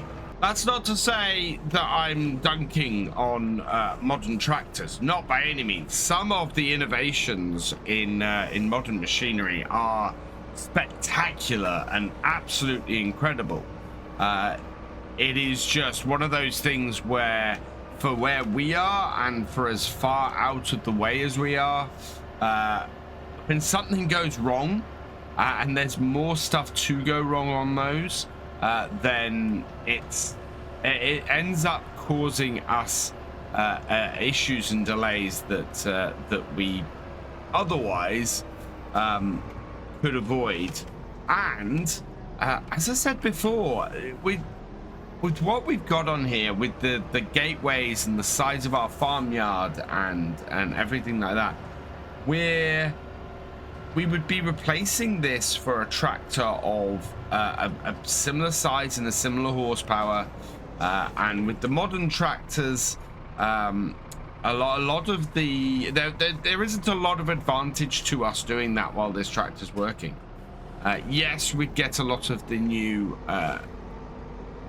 features and things, and that would be quite good, but we would also be spending a lot of money to do it, a lot of money that, quite honestly, a lot of the time we don't have to spend. I mean, we're spending a lot of money this year on upgrading the farmyard, because the farmyard itself is beginning to become too cramped for us, and we've got buildings that we're not using, and there's just a better way that we can use our farm. But trying to invest in a new tractor, well, is money that I don't feel the need to spend at the moment, when this tractor does what we need on the farm so well, and the David Brown supports it so well as well. I think our visitor is just finishing up, and so I think he'll have headed off by the time we get back for our next tank full of slurry. I did have a quick word with him. He was saying that we might not require another spread of slurry or fertilizer on these fields. From what he's saying, from what he's seen, the soil types that we've got on here, this should be a decent amount of nitrogen for the grass. The wheat field, that itself might require a little bit more, so we are going to go and get some slurry spreaded on that later, and hopefully start to get that ready for replanting next month. And I think that's going to be a big thing for us. And yeah, so he's fairly optimistic about what he's going to find. He says he'll send us a map over, and if I can share that with you, I will. And you can see what kind of land we're facing around here, and what kind of stuff we've got. And actually, he said part of the reason why most people around here do grass as well tends to be the lay of the land around here. So that seems to be a thing, is the how the actual land reacts to stuff. So let's turn that off there and head back down the field and get, I think this is our 4th tank today. We'll get this spread and keep going. But yeah, it's going to take quite a few here, and we've still got 2 more fields to do. Looks like our guest has left, having got all of the farm sampled. That's good news. We can have a look at that when his report comes in. I'm fairly hopeful that we've got some good soil somewhere. We might end up looking at our fields and seeing exactly how is best to apply various bits and pieces, and where might even be the best place for us to have some arable land and arable field. Also, it'll give us an idea, a little bit of what the neighboring fields might be like too, so we'll be able to sort that. Right, let's get these hoses hooked up, and then we'll get back out to the field in a bit. And just doing the last little bit on this field, up the top here, and then that will be the whole field covered. Yep, happy with that. So turn that off, and I want to go and refill this. I think we've still got about 2/3 of the tank here, judging by how this has been going. So that's 3 1/3 tanks of this to get this field done, which is not too bad. Using the same, to be honest, using the same sort of application rate that we've always used. After a while, you get a good feel for the farm as to exactly how much wants to go on a field where. We'll see how that matches up to the soil samples that were done, and how much we might need to adjust that based on that. The trouble we've got a little bit with modern precision farming and things is that would be an advantage to having a more modern tractor. We don't have all the kits to vary our application rate massively, so we have to sort of try and feel for it a little bit.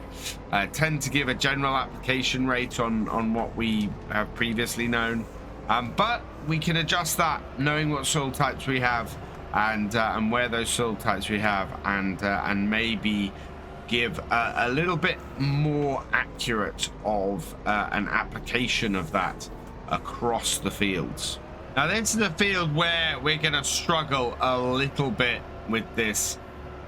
We've got quite a hill from this bottom corner down here up to the top, and you can see that we're probably going to struggle quite a bit going up bits like this here. Just drop my gears down a little bit. and up. And we can pop them up again as we hit the top. We're gonna have a little bit of an issue getting this all the way up that there. However, if we do it in the same way as we cut this last time, I think we'll avoid the steepest bits, and doing that means the tractor should perform absolutely fine. This is definitely struggling up this hill. It's, yeah, we have to be careful. We have to turn down the application rate when we're struggling up the hill like this, because otherwise we end up putting extra on at this point, and we kind of want to avoid that. Disable it so that we can turn around, and then we need to be careful with the application going downhill as well, and control our speed a little bit, because we don't want to shoot down this hill and get a lesser application rate on the way down. It's really quite a difficult balance to get most of the time. We just need to make sure that everything is as even on this field as we can possibly make it. Knocking this stone wall down here has really made a big difference in loading up the slurry here. It used to be so much more of a chore to get this backed all the way along here, not to mention getting it all the way around and down this narrow bit here. And now just to be able to back it up into here has just opened things up in the farm so nicely. This is why we're making changes. This is why we're updating the farm, because it does just make our life that much more easy to accomplish everything that we want to. And now that I've got this refilled, we can pull out again, close that gate. We don't really need to close the gate. We've not got any access to the cows through here, but I just like to be cautious. Last thing I need to do is to be running around trying to herd up the cows before we can continue. They'll get out here and they'll come and munch on the grass, and while that isn't necessarily a bad thing for them, in fact I have an area for the cows to go and be put out to meadow in the springtime. We at the moment really can't afford to get them out here. We want this grass to grow. We want everything to be nicely ready for our final cut of silage for the year, because yeah, we need to make that cash. This last little bit here should finish this field off then, and then we are done for the grass fields. Now the soil samples have been taken, we can get a layer of nitrogen as well, or a layer of slurry onto the wheat field too. So we'll go and do that now as well. I'm quite pleased with how it's gone. We've used about as much slurry actually on this field as we used on the other grass field. So they seem to be, well, they are. I'd say they seem to be. I know these fields pretty well at this point, and yeah, they are very similar sizes. It always catches me out a little bit though, because this one feels so much bigger than the other, but it's not. It takes about as much slurry, it produces about as much grass for silage. It is a very similar size on both fields. Unlike my grass fields, this will require a couple of applications of fertilizer. So we're going to do the first application with slurry here. This will give us a decent base of nitrogen on the field. We'll let it dry out a little bit, and then next month we'll come in here and we'll get the we'll get the crop for next year planted. Once we've got that crop planted, what we'll be able to do is see how it grows, and then we can put some fertilizer on as it's growing in the springtime, which will work out fairly well for us, I think. We're definitely aiming to try and get a larger yield off here next year. We did wheat on here this year. We're going to do barley on it next year, and rotate another grain into it.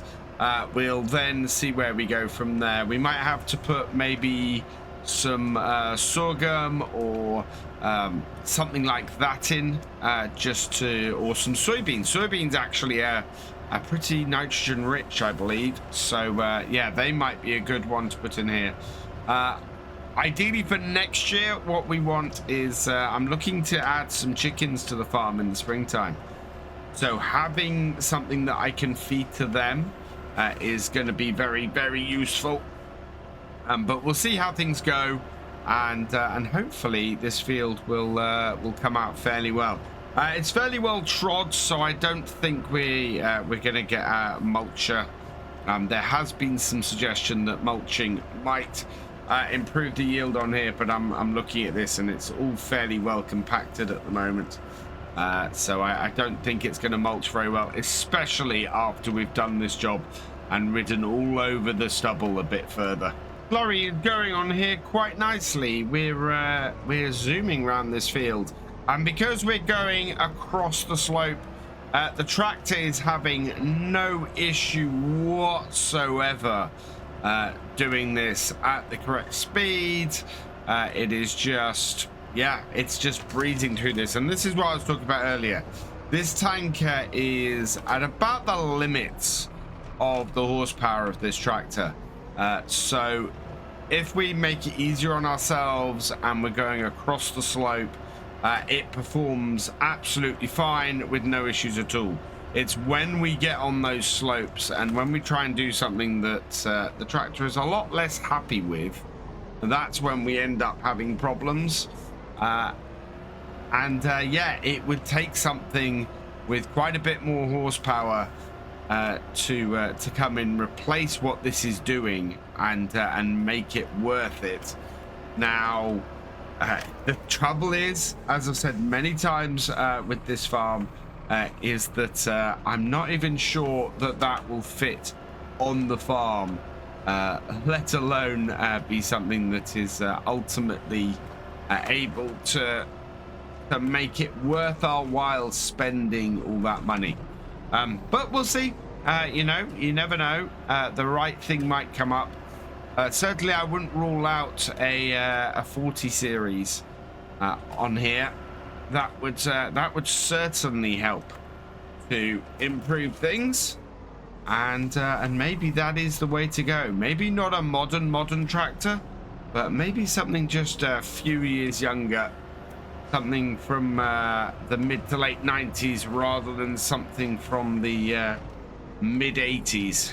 But that is us done for the day. I think we've done pretty well. We've got a good coverage of slurry on all of our fields. It's very tight getting this out of here and in the other gate. In fact, I'm not going to do that. I'm going to go the long way around. I want to park. Oh, I'm going to have to park this out of the way.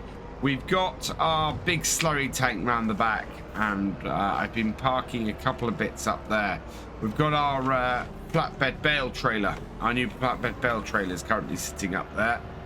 So we'll go and stick this down the back as well, and out the way. Oh yeah, we've got more and more stuff down here at the moment because I'm trying to keep the middle section of this yard clear until we are able to get that all demolished. It is, while it's going to be really, really useful, it is at the moment just massively inconvenient because we can't get well, we're having to put all of our equipment well out of the way, and as a result it's getting in my way all over the place. Don't know if I can even get this round here. No, that's not too bad. I don't want to jackknife it though. Yeah, there we are. I've got turned around. Yeah, you can see why we're having issues these days with the size of our equipment and the size of the yard. This yard was built for a time when stuff was much smaller than it is now. In fact, the last big construction project we had around this yard was the cow barn, and it's taken up a large area of the yard. So we want to try and make the yard work a little bit better for us, open things up, maybe combine areas that before didn't need to be combined. I've just finished loading up the barley seed because we're going to get drilling that, and because it is October the 12th and we need to get this in. As you can see, we've got even less space to move around the yard at the moment because the JCB has arrived and the construction equipment has arrived to start tearing down these old sheds. They should be gone in the next month or so, I think. So suddenly a lot of extra space will be around here and we'll be able to... my tractor just conked out on me. I'm gonna have to get this back into the workshop later.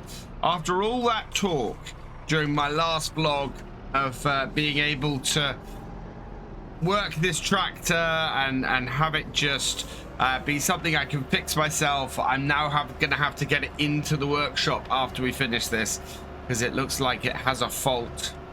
In fact, you know what I'm gonna do? I am gonna take this and just have a quick look. See if I can work out why that kicked out then. It's not good when that happens. I might have to pick this vlog up later and see if I can work out what the problem was. And this is going to delay me doing this today, and I really didn't want to do that. So we'll bring this in here and put this down. And yeah, I am gonna spend the day now trying to work out why my 7610 is starting to fail me. Well, we'll pick this up later, and I'll see you in a couple of days, I think. Hello all and welcome back. Well, I managed to work out what was wrong with the tractor and get it repaired, and it's taken me a couple of days to do it. So it's now October the 14th. And it wasn't too difficult. I said this a lot last time, in that I wanted to make sure that we have a tractor that I can deal with myself. And yeah, it took me a day or so to go and get the parts and everything, but we're good. We're all set up. Let me just make sure I've got everything connected up again. Let's see if we can get this turned on. Oh, I think I know what it is. It's my seeder. That needs, yeah, those two bits put down at the side. It won't properly start up without all of that unfolded. So let's see if we can get things going. There we are. Right, so that should do things. Down we go with the seeder, and this is a it's sort of a direct seeding setup. We've got a Rabe power harrow on here that does first, and then we got the seeder running behind it. So that means that we're able to pretty much do what a modern direct seeder does, but we're doing it in two parts. Thankfully, these two pieces of kit don't take too much power, and we're able to get both of them running pretty well to actually get the fields planted. We're planting across the slope as we normally do, so that we are able to keep our power consumption to a minimum. And yeah, it should be fairly efficient. This means that we don't spend several days first doing the ground and then doing the seeding. We can get it all done at once. There was a time when all of this was done, well, where we had a less powerful tractor, doing one job and then the second job. But these days, yeah, we just basically do the equivalent of direct seeding it in and getting it done that way. We've actually had the results of our soil sampling here on the farm, and I'll see if I can put up an image of it at this point in the vlog. But basically, we've ended up with quite a heavy soil on most of the farm. We're looking a little bit difficult as far as that goes. Big silty clay corner down towards the corner of the farmyard. Then there's a massive stretch of sandy loam, and then going up to loamy sand at the top corner. All of it is fairly heavy ground, especially the silty clay, and as a result, we're using a much higher level of seeds on here. It's a high or heavy seed usage through this bit. I'm switching it over to a lighter seed usage as we get into the sandy loam, and the loamy sand at the top will also be a lighter sort of a medium seed usage, whereas at the if we had loamy soil on here, we would be in a position where we could just use a lighter set of seeds. So our seed usage is quite heavy on this field. However, I think the amount of seeds that we have on the pallet sitting in our shed should be more than enough to get the whole field done. I'm estimating that we'll use what we've got in here. Should maybe do a third of the field, maybe even as far as half of the field. So we'll see how far it goes, but at the moment it seems to be going fairly well. You can see that we're making our way up the field nice and quickly without too much hassle. One thing the agronomist did say to me is that this field does feel a little bit compacted, and it would possibly do well from having been plowed before I did this, but we don't have a plow on the farm, so I'm currently not able to do it, and it's also fairly bad environmentally. We try and be a little bit environmentally conscious on the farm, and I know that doing too deep a tillage on the land is not good for it either. So I've opted this year to sacrifice a little bit of yield for a better environmental impact with the field. We'll see what happens. We'll see if we get a good harvest off here this year, and see if we need that extra little boost of yield. But to be perfectly honest, anything will be better than the absolutely awful one we had last year. And a good amount of seed usage on here. That is going to improve the yield. Our careful managing of the nitrogen on here, that should produce us a better yield. I'm expecting most of, if not all of what we do on here to actually make an improvement. To that end, you can see we've got a few weeds kicking through the ground here.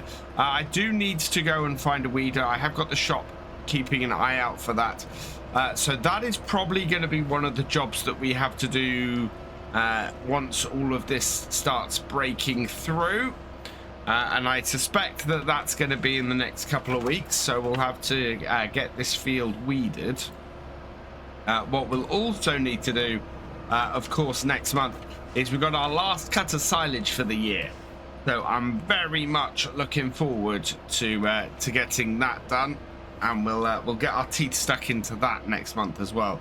So I should think the next couple of vlogs will probably cover those two things, as well as covering the progress of knocking down the barn. At the moment, we're looking at that being done over the next month or so. I expect it to get to be down within sort of the next month. Maybe even by the time I do my next vlog, the sheds or the old barn might be down, which would be good. And then we'll be looking at having it built over the winter. So while most of the time on the farm is fairly quiet, and we're not having to do too much maneuvering about other than to look after our cows, we can get the barn built, or the new sheds built and the new yards done, and then go from there, so that when we come back in the springtime, we should have a shiny new barn set up, ready to go, and start the new year on a strong footing. We are out of seeds, so I need to head back to the barn and load up. Bring it round and in. Lower down my seeder. And I'm going to fold it in, because otherwise I won't get it into the shed. And get up. There we go. Lower it down. Like so. And then we'll get it open, and we'll start loading it up with some more seeds. There we go, all loaded up. Let's jump back in here, lift this, and yeah, I'm not gonna get out the same way I came in. I am gonna have to go all the way around, but thankfully now what we can do is lift that up, and one of the nice things, we should be able to get around the corners now that we're not quite so long out the back. Completely forgot initially that this was able to do that. But now, that is how we've always got it around this yard without any issues. Also, through these gateways, because this is quite a tight turn out of the yard and into this field. There were a few other things that I spoke to the agronomist about trying to increase yield on here. The first was the idea of mulching. Seeing if we could get more if we mulched this field. Something he said, which I found very interesting, is that when we're baling this field, we tend to be doing a fair amount of a fair amount of extra driving around the field, not only to bale it but to collect the bales up. That tends to destroy the straw. So we end up with not a lot of straw to mulch. It all tends to get flattened down. I'll see if I can show you what I mean. You can see here where we've had the middle of a row, the straw is still standing quite tall. Whereas in these sections here, it's a lot shorter and doesn't mulch so well. So we end up with not a lot of benefit the more we drive over the field. As a result, he did say to me that it probably wasn't worth us mulching this, that we actually wouldn't end up with any extra benefit. He said, what he did say was, if we decided to do a crop that didn't require baling, or we didn't bale up this field, then it might be worth doing the mulching, considering the extra yield it might give us. But on the downside, yeah, that would mean that we would be without any straw off here, and that kind of defeats the object of what we are doing our arable field here for. We want to get straw off here for our cows.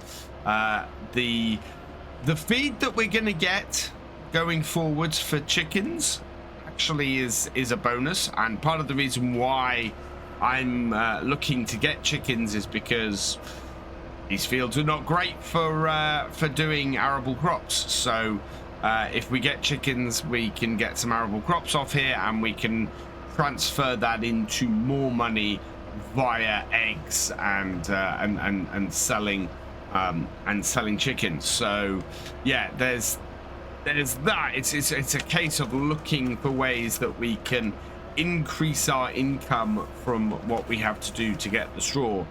It's still cheaper for us to put the work into doing this than actually going out and buying the straw. In fact, the money we make off the grain on here, that more than offsets the cost that it would the cost of planting this and running the combine and everything, and buying the straw. You know, we actually get more in per year off the grain on here than we spend seeding it and doing it. So from that point of view, it's worth doing it here. But if we can make a little bit more off it, make it a little bit more profitable, that would be great.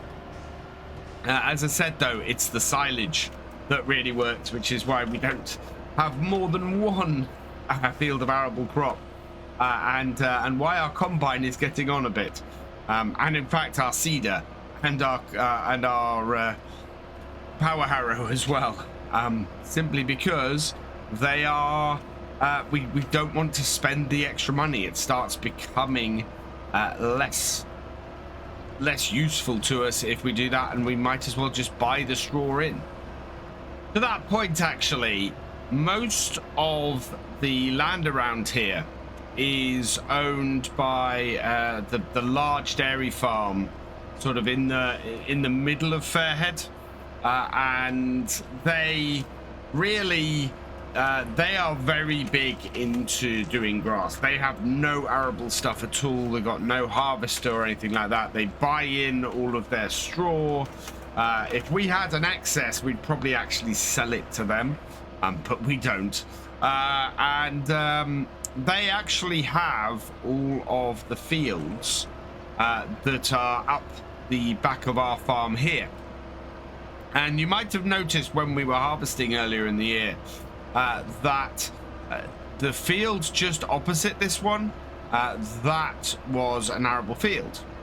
It's a field we actually ended up selling off last year because we needed the extra money, and we've actually needed to finance the upgrades to the farm somehow, and so we did sell off a couple of fields around the back of the farm. We felt that it was something that we needed to do in order to actually make the extra cash, or make enough cash. And if I jump the hedge here, just jump this hedge here, you can see they've now put this entire field down the back of our farm down to grass, because they are not going to be farming any arable crops in it. So it's quite interesting that of all the arable fields that were here, they're getting less and less. I think this is one of maybe 3 or 4 in the entire area. Everything else is down to grass. So yeah, this is not an arable farming area at all. We're getting towards the top of the field now, and it's getting very fiddly at this point.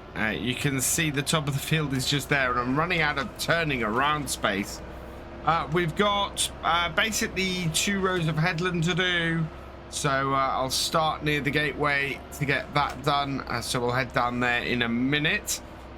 It's been fairly good. We have only had to fill up once. We've got about 20% of our seed from this load left, and yeah, that's good. Those seeds should last us a while then that we've got left in the shed, and be pretty good. We have got a variety of seeds on that pallet, so I don't think we got an issue with, I don't know, we might have another bag of the barley on there. We'll have a look, but it should be good. While there aren't many farms around here that are doing arable work, we should be able to maybe sell some of those to another farm. We'll see how it goes. Yeah, I think we've got one more row that we will squeeze in here, and then we'll go and do the headlands. Squeeze that there. We are going to end up with some dark patches on the field because we end up running over places that we've already seeded. That is very normal. You might actually seen some already on the field where we've just overlapped a little bit. So those will appear as we go around the headland. That's nothing to worry about. It's just where we've ended up going over the ground twice with the power harrow and have seeded as well. But yeah, easiest thing, this is going to be 2 rows. I mean, if I take a position for a single row here, you can see we need to have quite a bit of overlap on the first row, especially in places like this corner. Let's get this down here. I think I'm going to have to pull this out a little way first. I didn't quite come far enough in my first row because I forgot about how much this seeder is separated from the actual cultivator. There's a little bit of distance between the two, and if you're not careful, you end up with a quite a wide gap. I put that back down in the right place. There will be no black spot there, and there isn't. Okay, I'm hoping that's all right. So we'll reverse this up here, get into this corner, and with any luck, when we come back out and head up the field, or head back down the field, we won't have anywhere that we miss coming back. It's just making sure we have enough overlap to get everything.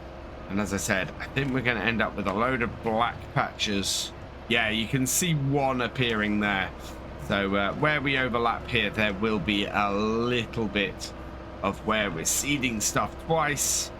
But that's not the end of the world. That's to be expected. I expected a lot more problems with overlap than we've actually got. We've only got a couple of places where it's really been where it's really happened a lot. I mean, we had a big strip there where I needed to go over some of where I planted, but in general, it's not been too bad. Now it's going to get a little bit fiddly because we've got to somehow get this corner done, and it's not going to go easily. If I back this into here, yep, like that, and we go forwards. Whoop, forwards. There we go. That should get it with any luck. Don't know if it has fully. Yeah, always a mess in this back corner. Always a little bit difficult to get things to run right. But I think we're there. Right, and now we just got to go back round the field to the other way. So down. And yeah. So there is one job I will need to do once I've done this, and I'll get this done. I'll get it done in the next few days. It's a fairly uninteresting one, and I want to I'll get it out of the way before we get into next month's stuff. But this all needs rolling, so I need to get a roller on here and get this field sorted from that point of view. Once it's all rolled in, it'll be good, and that'll seal it down and should help everything to grow rather nicely. You can see a bit of a line now where we've got an overlap on this headland. Yeah, definitely got a bit of an overlap here. And as I come down to the bottom corner here, we're looking pretty nicely done. There we go. That is the barley in for this year. And I lift up the back and lift all of that up. Yeah, I'm happy with that. That is a job well done. We've got this year's or next year's grain crop in, and I'm gonna go and park this somewhere out of the way because we have a lot of work starting here in the next few weeks. It's gonna be getting a bit messy, and yeah, a lot of rubble. I think we We're in for an interesting time going into winter this year. Carefully back this in. And yeah, then everything is nicely out of the way. Cool. That is a job done. Lower that down.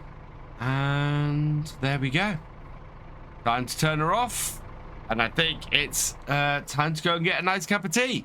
It is October the 19th, and I have got hold of a new piece of kit that is going to help our our barley to grow even better. Keep calling it wheat because we put wheat in this year, but of course last year, but of course it's barley that we've got in this year. And I have these rollers here. I went to pick them up from one of the other farms. They didn't need them anymore. Oh, getting these. Yeah, let's see if we can move this around. They can be a little bit funky sometimes with these connectors. There we are. Let's maneuver the tractor a bit more. Sometimes it's difficult to get things into the right spot. There we go. Let's hook that up and hook all of those up. And then away we go. So this should allow us to roll our fields fairly well. You can see here the construction crews or the demolition crews been hard at work. That entire shed has gone now. They're filling up their man truck at the moment with a whole load of rubble. So yeah, nicely full of rubble at the moment. So this should all be cleared up in the next few days. And I think we're going to be looking at some foundations and things being laid next month in November, which is brilliant. So we'll keep you guys updated on that. All in all, things are beginning to move a little bit swiftly here. I think by the time we come back in the spring, because I'm not going to do a lot of vlogs over the winter. There's not an awful lot going on the farm, and so we will just do a we'll take a little break over the winter. Might do the odd one, but when we come back in the spring, we should have the barn built and be raring to go again. I want to get some chickens and things in the new year as well.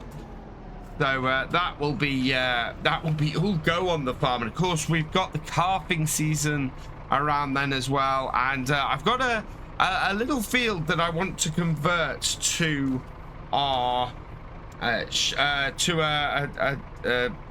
cow meadow this year. So we're gonna see if we can take the cows up to there and get them nicely in with that. Now rolling in this should help to make it grow, should increase our yield. So I'm very pleased to have got hold of these. There are a couple of little bits and pieces that we can do to sort of get this barley to grow better than the wheat last year, and this is one of those things. Having to really go down the gears though. Yeah, there we go. That should go fairly well.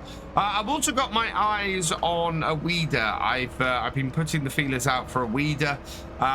Our weed situation wasn't great last year. We used a whole load of herbicide on here, and so I'm going for a more natural approach this year.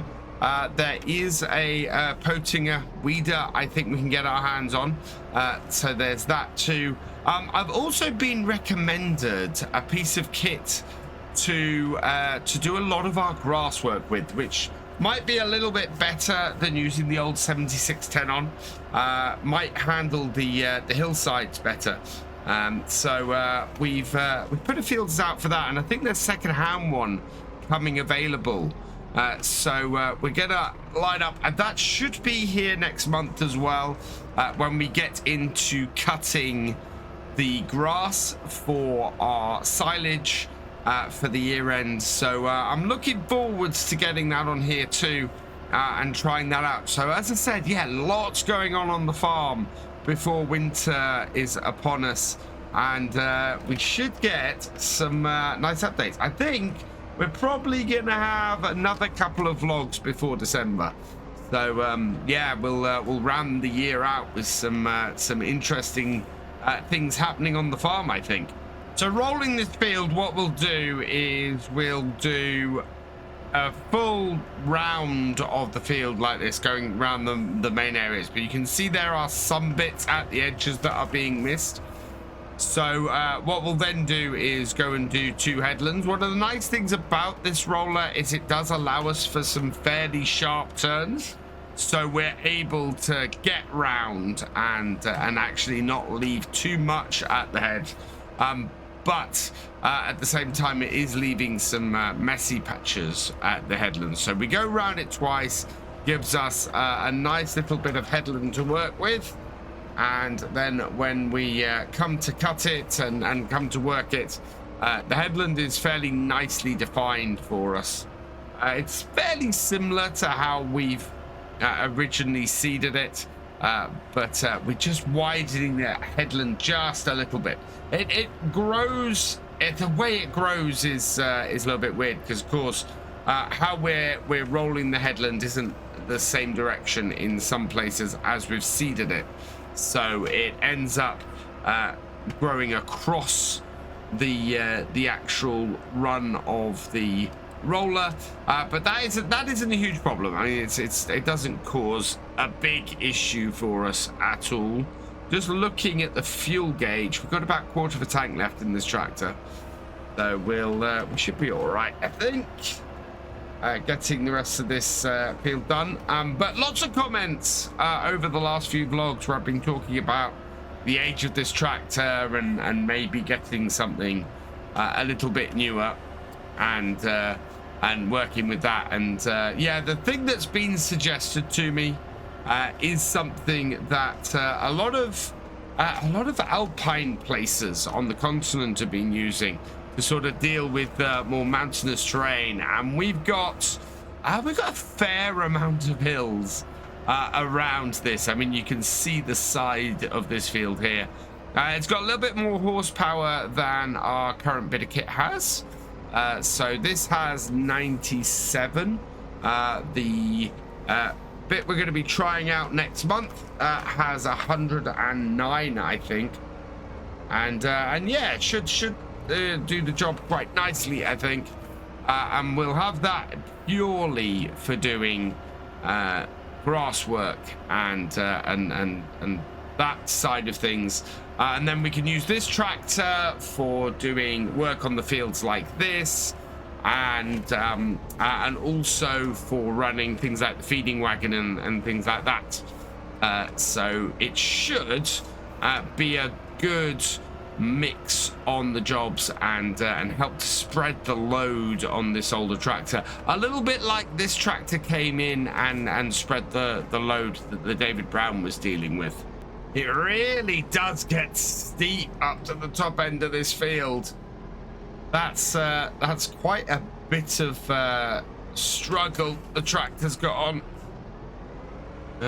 We're okay once we start going downhill again, but it gets a little bit steep at this side of the field, and when the tractor's having fun pulling a piece of kit like this up the hill, it really does start to be that we have to drop right down on the gears. So down and down, because I want to be careful. I don't want to dig up any of the seeds. So we don't want our wheels to be spinning at all, because that will just make things worse. So we're very careful in these turns to try and make sure that that's not happening. And the same going uphill. We want to try and leave the ground itself as undisturbed as possible before we go and... Oh, come on. Yeah, Mum.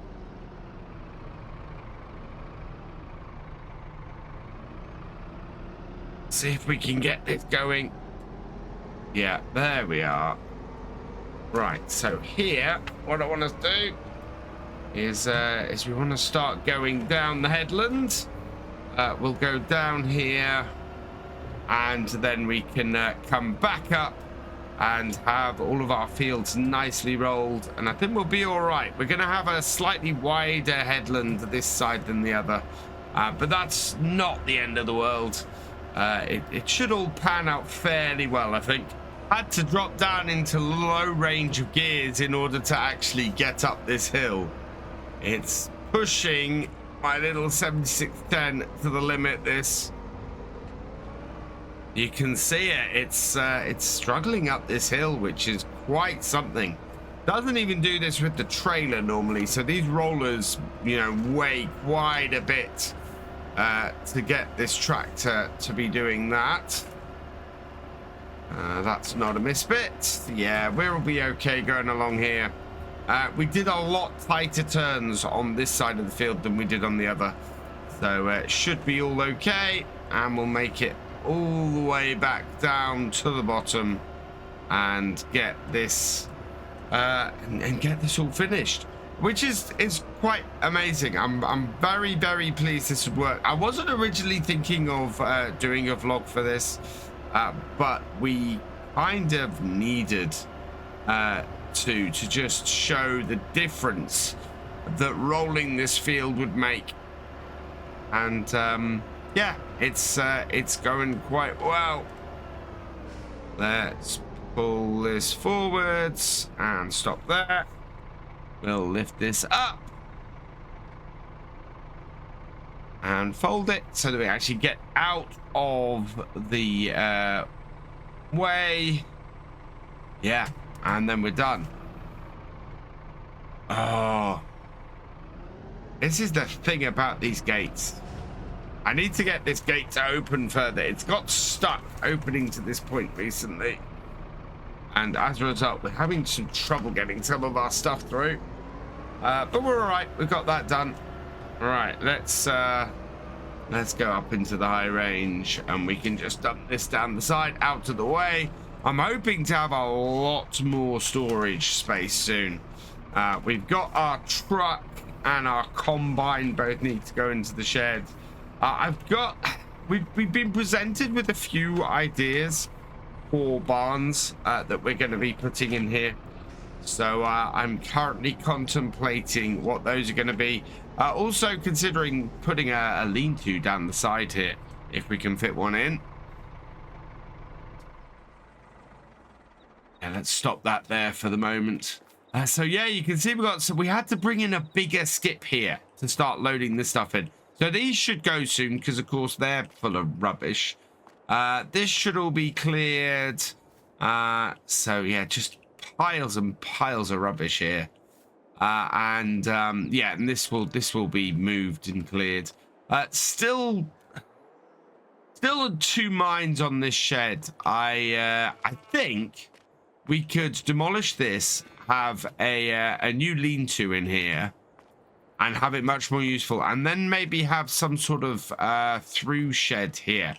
So yeah, at the moment it's still a little bit up in the air. We've got sort of a very general planning permission for what we can put in here.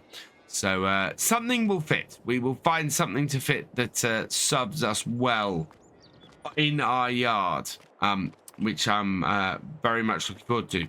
Now, something I do need to do today is we're going to go and sell some milk off, because we have quite a bit of milk that we need to sell. So I'm going to go and grab my Land Rover, start her up, and I want to turn around. I need to sell this red car I've got outside the house. We don't use it. It was my father's, but he's not using it. He's got something nicer now, and yeah, he kind of left it here. It's not really worth anything. It's really only scrap value, that. And I've got my Land Rover, so might as well take advantage and get rid of it and free some space outside my house. Let's see, can I see through my back window here? Yeah, there we go. Let's get ourselves lined up, and slowly back it. Yeah, that should do it. That up. Right, and we'll get this down the side till the milk parlor and get it filled up, and we can take it down to the town and make ourselves some money from our milk today, which will be really good. Yeah, I'm gonna go do that. Right, let's get this filled up, and then we'll head off. Tanker all filled up. Let's can I reverse up here? No, I'll go into the pull forwards a bit. I don't want to hit any of the rubble or anything with this, so got to be careful about where we're reversing. Definitely don't want to hit that JCB. That would not be good at all.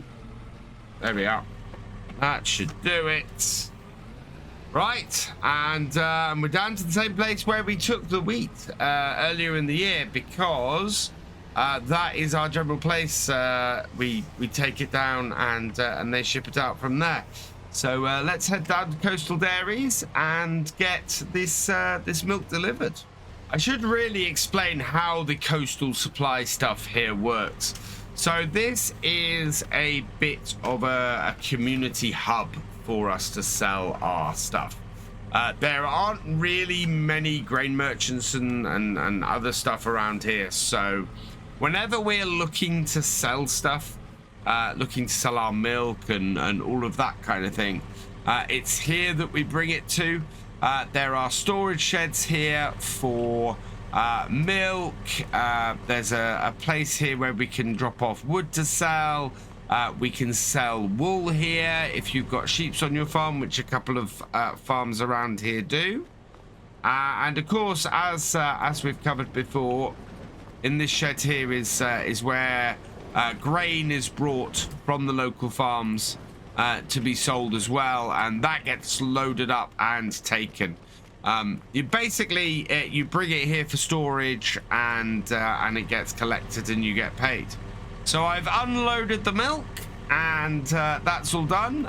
We will let them know, or actually I already did let them know that we will be that we were doing this. So now that there's milk in the tank, they'll come and collect that, and that'll go and be we'll get the money for that being sold, which is fantastic. It's a really good community way of getting stuff sold around here without any of us having to transport our stuff absolutely miles. It all gets collected together, and the farms do well out of it. There's a certain amount of trust, of course, that's involved in it, because if there wasn't, it would be a bit of a problem. Just wanted to head up here to the top to give you guys a view of the valley. Well, a view of the head. So that is just the most incredible view across here, and you can see at the bottom there another one of those another one of the older houses that existed around here.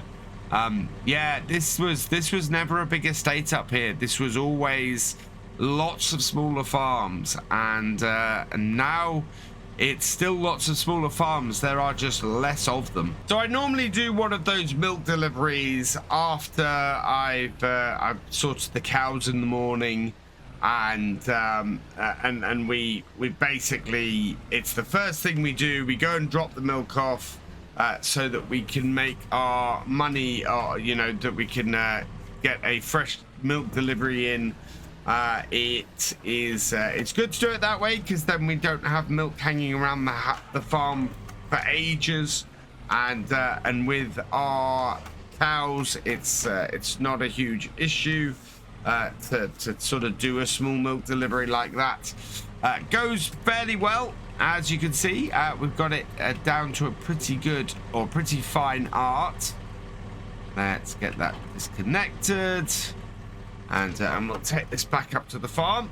But I held off today because I realized I hadn't actually done one of the milk deliveries in a vlog so far. So I wanted to go and show you guys what was involved in doing that, so that we could get that documented as well. You know, it is what it is. It's a pretty good little job. Brings in a steady income from the farm on a regular basis, and means that we're in a pretty secure place. Right, if we are going to be doing this next time, I'm gonna have to do some compacting still. We're still a way off here, and we're going to be adding a whole load more grass to this in the next couple of weeks. Once our grass on our fields is fully regrown. We're not far off. You can see the stuff on the edges that we didn't cut last time, compared to the stuff that's growing in the field. These meadows are coming along very nicely. However, we've not really got much more to do today. We're expecting this rubble to disappear by next time, and things will start taking shape around here. I'm expecting these to get taken, and in fact the JCB might completely have gone by the next time I'm here. I am on my way back from the shop. I have just picked up this brand new piece of kit that we're going to be trying out on the farm. This hopefully is going to revolutionize our grass work quite a bit on the farm. This is a Reform Mountie V110. It's a 109 horsepower tractor, but it's specially built for doing grass work on alpine or in alpine locations. So a lot of this is used in the Alps. Somebody said they had a second-hand one of these kicking around, and would I like it to be to give it a try out and have a go with. So that's exactly what we're doing. We're going to be doing our cut of silage, our November cut of silage. It is November the 6th today. And also, look at this. What a change we've got in the yard. So everything has been cleared up. The new concrete's been laid. We have a whole space here open now. It's opened the yard up massively. We are going to be building a shed here. We do have construction for a shed coming. Oh yeah, and this is our new little tractor. So yeah, this is the Reform Mountie. It's got a front 3-point and a rear 3-point. As I said, 110 horsepower. Unfortunately, we can't get a front mower that will be powerful enough, or that is low enough power for us to connect our current mower on the back. So we might end up looking and seeing exactly what we can do as far as a new configuration for our mower setup goes. But one of the nice things about this, if I do this and jump out of it again, this has 4-wheel steering on it. So it is going to have a lot of maneuverability for us getting around fields, and should work out fairly well for us from that point of view. So yeah, I think this is going to be a good little addition to the farm. It can certainly handle our mower. It can handle our forage wagon. In fact, it can handle everything that we're going to be doing with grass for this. So yeah, I think we're going to be in good stead with it. As I said, we're going to go and give it a go on our fields today. See how it does. See if we can get a whole load of silage collected, and as we discovered last time, we're basically just gonna go round, cut, and then we will collect up, because we can't get enough rows together with our windrower to make it worth our while otherwise. And yeah, look at the amount of grass we're getting off that. That is fantastic. Straight away, we're in for a better cutoff here today than we had a few months ago. I am very happy about where we are already. And we've only done one strip so far. I think this is going to be a pretty good day. Although, I've got to keep my mower away from the hedge. Otherwise, we're going to run into problems. This is flying along this field, but I think the real test is going to be getting up this hill here. It's not really stopping. The extra little bit of horsepower is definitely helping. And yeah, look at that. Straight up the hill. No issue whatsoever. I'm keeping an eye on where the mower is at the moment. Trying to bring it around as evenly as I can. But if this is producing this much grass that we're seeing off here at the moment, then we're going to be in a pretty strong position going into the silage creation. I'm really quite happy with this. This is going to be a fantastic addition to the farm, this piece of kit, especially as if we come around here and avoid the gate. We should be able to just straight away start on the second row. And yeah, although I probably don't want to be driving through the grass anymore. This is taking a little bit of getting used to. I'm finding his maneuverability after the 7610 quite a different thing. If I turn around the corners, I'm ending up with some odd shapes. So I'm lifting and putting down instead to make sure that I'm getting as even a cut off here as I can. I am going to go around the field 3 times.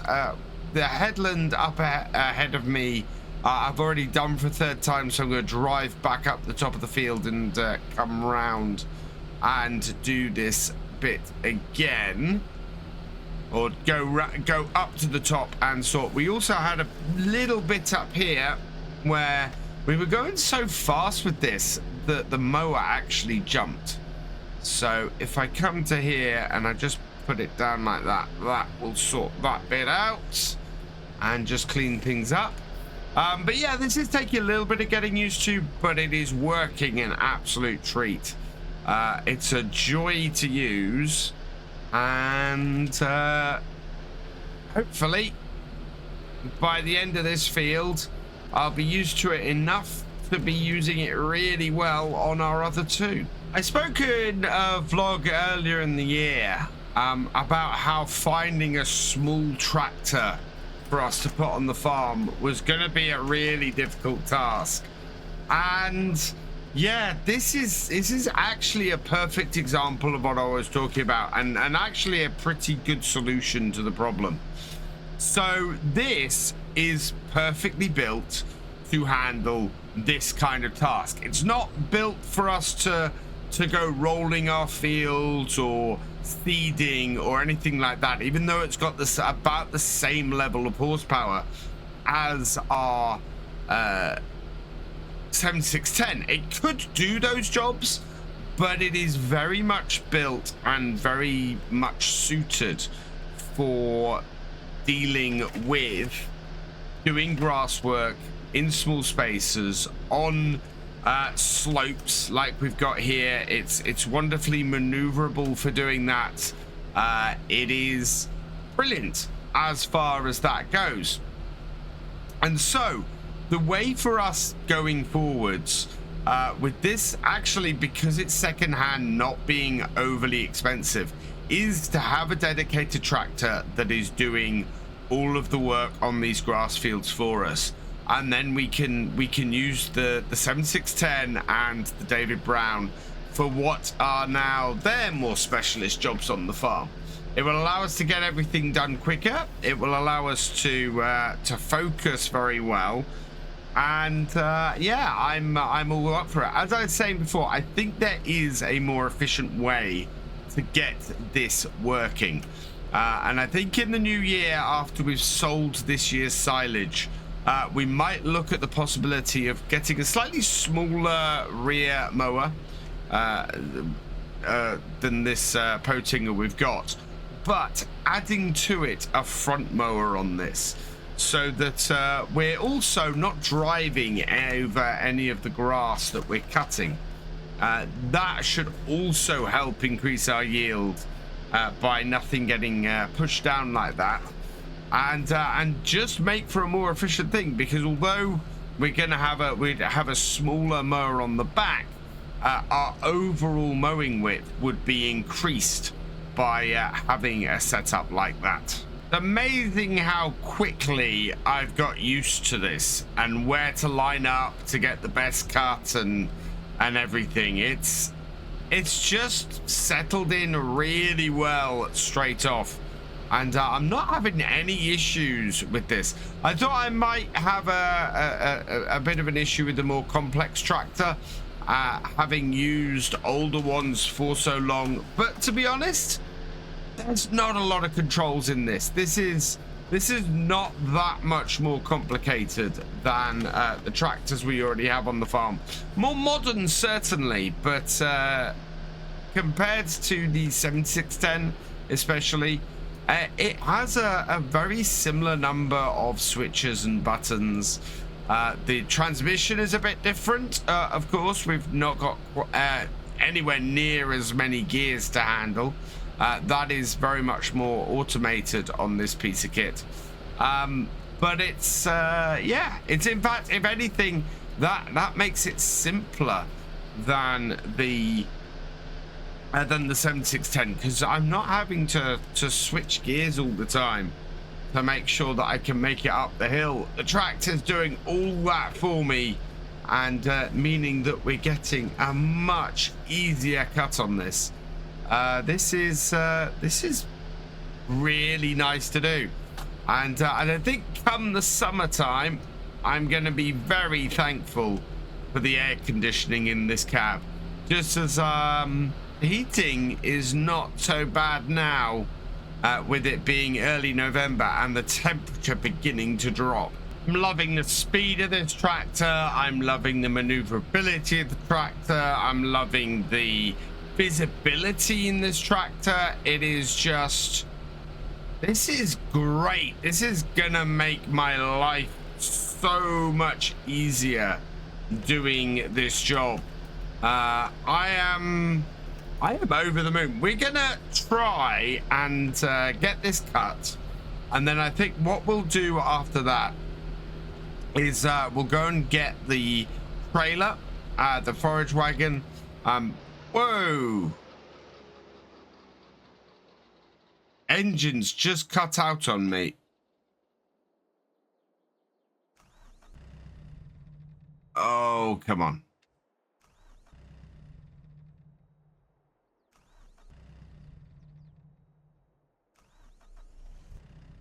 Oh, come on. There we go. That's not good. I'm wondering if there's a fault with it at the moment. The trouble is with this is we're gonna have to get someone out to look at this. So back to the issue that I was talking about a few days ago. I have no idea on the workings of this tractor. It could be fairly simple. I've only just picked it up though, so I know what I will be able to do. I can probably get it on my trailer and get it down to the shop for them to have a look at. If it's cutting out like that though, we'll have to keep an eye on it. We'll have to see if it happens again, and the fact that it wouldn't restart so easily, that is a little bit concerning too. I'll keep an eye on it and we'll see what happens. If that becomes a thing, yeah, it's gonna have to go for some repairs. I'm pretty happy how this field's gone. We've kept some nice straight lines. We've got this last little bit to go, but the field seems to have come out pretty well. It's actually the better way to go down this end of the field, to be turning with the mower into the field. It makes a lot better sense. We keep away from the hedge that way, whereas the top end, well, no, in fact, yeah, when we're cutting in, we're having to turn with the mower out all the time. When we're cutting round like this, we end up keeping the mower in, and it's much easier to maneuver. But it also doesn't quite work out so well. I'm much happier cutting in and going out, but either way, it seems to be working quite well. We've completed this field pretty much. Oh, yeah, thought that. Yeah, the maneuverability of this tractor does still take me by surprise every so often. But we're okay. We've caught it, and we just need to line things up and keep going. And yeah, it's having no issues with this slope at all. We'll see what it's like once we get it onto the forage wagon. But at the moment, this definitely seems to have been a good way to go. Field is finished. We are going to get this dropped off in here. In fact, with as tight as everything is in this area at the moment, I'm going to need to reverse in so that I can get this round. We'll drop this down and into here. Hope I've left enough space to the wall. Or just perfect. Drop it down and disconnect that off. Then our trailer is in here. So we'll see how well this hooks up to the forage wagon. We did have a little bit of an awkward thing with having to put the PTO through the connector on the 7610. I'm hoping, yeah, that's much better. Look at that. So the connector has gone high here and the PTO isn't having to go through the arm. That is going to work out much better for us. So yeah, we're all folded out. Let's get it lined up. Turn it on. And away we go. Yep, picking up some grass. Coming up to a full trailer. Yeah, there we go. And that's not bad. We've managed to make it all the way around the headland before we have a full trailer load. That means that actually we've not got a massively higher yield on here than we had when we did the hay. What I am gonna have to do though is move the truck out the way, because otherwise I'm not gonna be able to back in here and get it tipped. Forwards. There we go.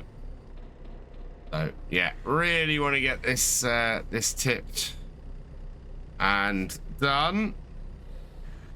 We're not going to be starting work on the new shed quite yet, so we'll just park this here for now and turn it off.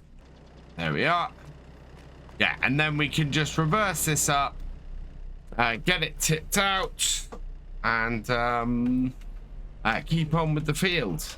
I would really like to double or even triple how much we have in here. That would be so good. I've just finished off the headlands and we've got 2 and a bit off there, I think. Yeah, we're nowhere near a full harvester wagon or a full forage wagon with what we've got. So yeah, not the greatest of yields on here, surprisingly. We did a lot better this time with this field. I feel that there may still be things we can do to improve the yield on the grass. So I'm going to have a think about this over the winter. See what we can do, whether adding more fertilizer to it would make a difference. I'm not sure it would. Or seeing whether we could be able to just I'm not sure a whole load more slurry on here is going to make a big difference. The amount of slurry we put on was very much targeted at what we have at the moment. So yeah, I'm not sure extra slurry is going to make that big a difference. We'll just have to see how things go and see if we can get it so that we can improve things. I think I'm gonna go and do 4 rows on the next jump, because that getting round there then was just a little bit too tight. I've left a bigger gap this time between where I'm turning, and we're getting much gentler turns, much easier, even with this tractor that turns pretty sharply. In fact, the biggest problem I'm finding is that if I turn too sharply, we're getting a bit close to my... Well, let's switch over here where we're not driving over anything. I get a bit close to the tow bar, and so I have to be a little bit careful. I have to turn a lot more gently with this tractor because it has such a sharper turning circle. But it's working well still. I'm very, very happy with it. It's an absolute pleasure to use. And it's getting this job done much quicker. It's having a lot less trouble on the slopes of this field than my 7610 was, which is great news. I mean, that is you know, a good thing. And the fact that we've not spent that much money on this tractor is really, really good. It's going to make us way more money than it's costing us, which is brilliant. But I do think I need to take it in for a service. I think it could possibly do with a bit of a service before we take it onto the other fields. So I'm gonna leave it going on this today. We'll finish this off, but we'll give it a break. We'll take it back down to the shop, get them to have a look over it while we finish. Well, we've got a whole load of weeds, and I think they might have a weeder for me next time. So I'm going to get this fixed, and we'll get a weeder on the 7610, because you can see in that field over there, there's just a whole load of weeds. And then we'll be able to finish this off, or finish our other fields off, and finally get all of the silage done for the year ready to sell off. This is my 5th load off the field and takes us pretty much at 100,000. This holds 18,700 liters, this. So 18,000 times 5 would be 90. Yeah, about 95,000 liters we've got off the field so far. That is really good. That is much more than I was expecting. We could end up with quite a stock of silage on here to sell. Of course, the other thing is that we've got silage here that is for the cows as well, that we need to put into our feed and get sorted. So there's that as well. But it's yeah, it's looking good. It's looking very good at the moment. I think we're gonna end up with today having quite a good amount off here. Just trying to work out, where was I? Yeah, I think I was going down here. We're getting close to our 7th load off here, as we have just 2 rows to go. We'll see if the shutoff kicks in before we reach the top. I don't think it's going to, though. I'm fairly sure it will on the next row, though. So it's going to be just over 7 full loads on this, which is brilliant. That's a really good amount today. And as I've been saying all the way through this vlog, this little reform is working so well. It's doing this job admirably. And I think has been a very good purchase for the farm. Oh, there we go. Wow. Right, let's use the momentum to get back up the hill. And yeah, we've got such a small amount left on this field. But seven loads, that's really good. That is what, nearly 140,000 liters off this field, just under. That's really fantastic. In fact, I think that with the remaining amount that we've got on this field, that's probably 140,000 liters off here today. That is a result for our end of year cut. That is a big result. I'll have to take stock and see exactly how much we have got in this silage clamp. But yeah, if we can make a similar amount off the other field, which we know we should be able to because we have a similar size field there and it's been treated very much in the same way. Yeah, if we get a similar amount off there, that is gonna be over, I think that might even be over 500,000 liters that we have to sell for this year's silage. That is a huge amount. That is gonna make such a difference to the farm. In fact, that will probably fund all the improvements that we've made to the farm this year, which is just fantastic news.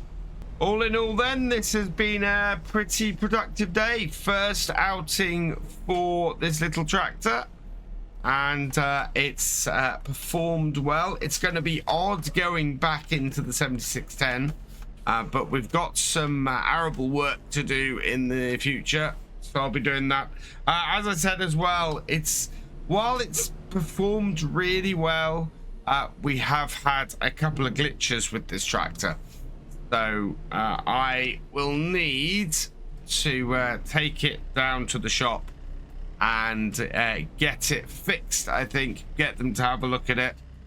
I'm pleased with it though. What a great little tractor, and what a wonderful start. Doesn't look that odd on our Pottinger on our Pottinger forage wagon either. So awesome. We're gonna have some more fun with this once I get it fixed up. For now though, I'm gonna leave this vlog here, so all that remains is for me to say thank you for watching. I hope you've enjoyed this video. Please leave a like, drop us a comment, and give it a share. Special thanks to all my patrons and channel members. Your support is invaluable in making these videos and helping the channel to grow. For more from Virtual Farmer, check out the links below, follow on Twitch to watch live, and for more videos, subscribe and ring that bell. I will see you next time. Goodbye.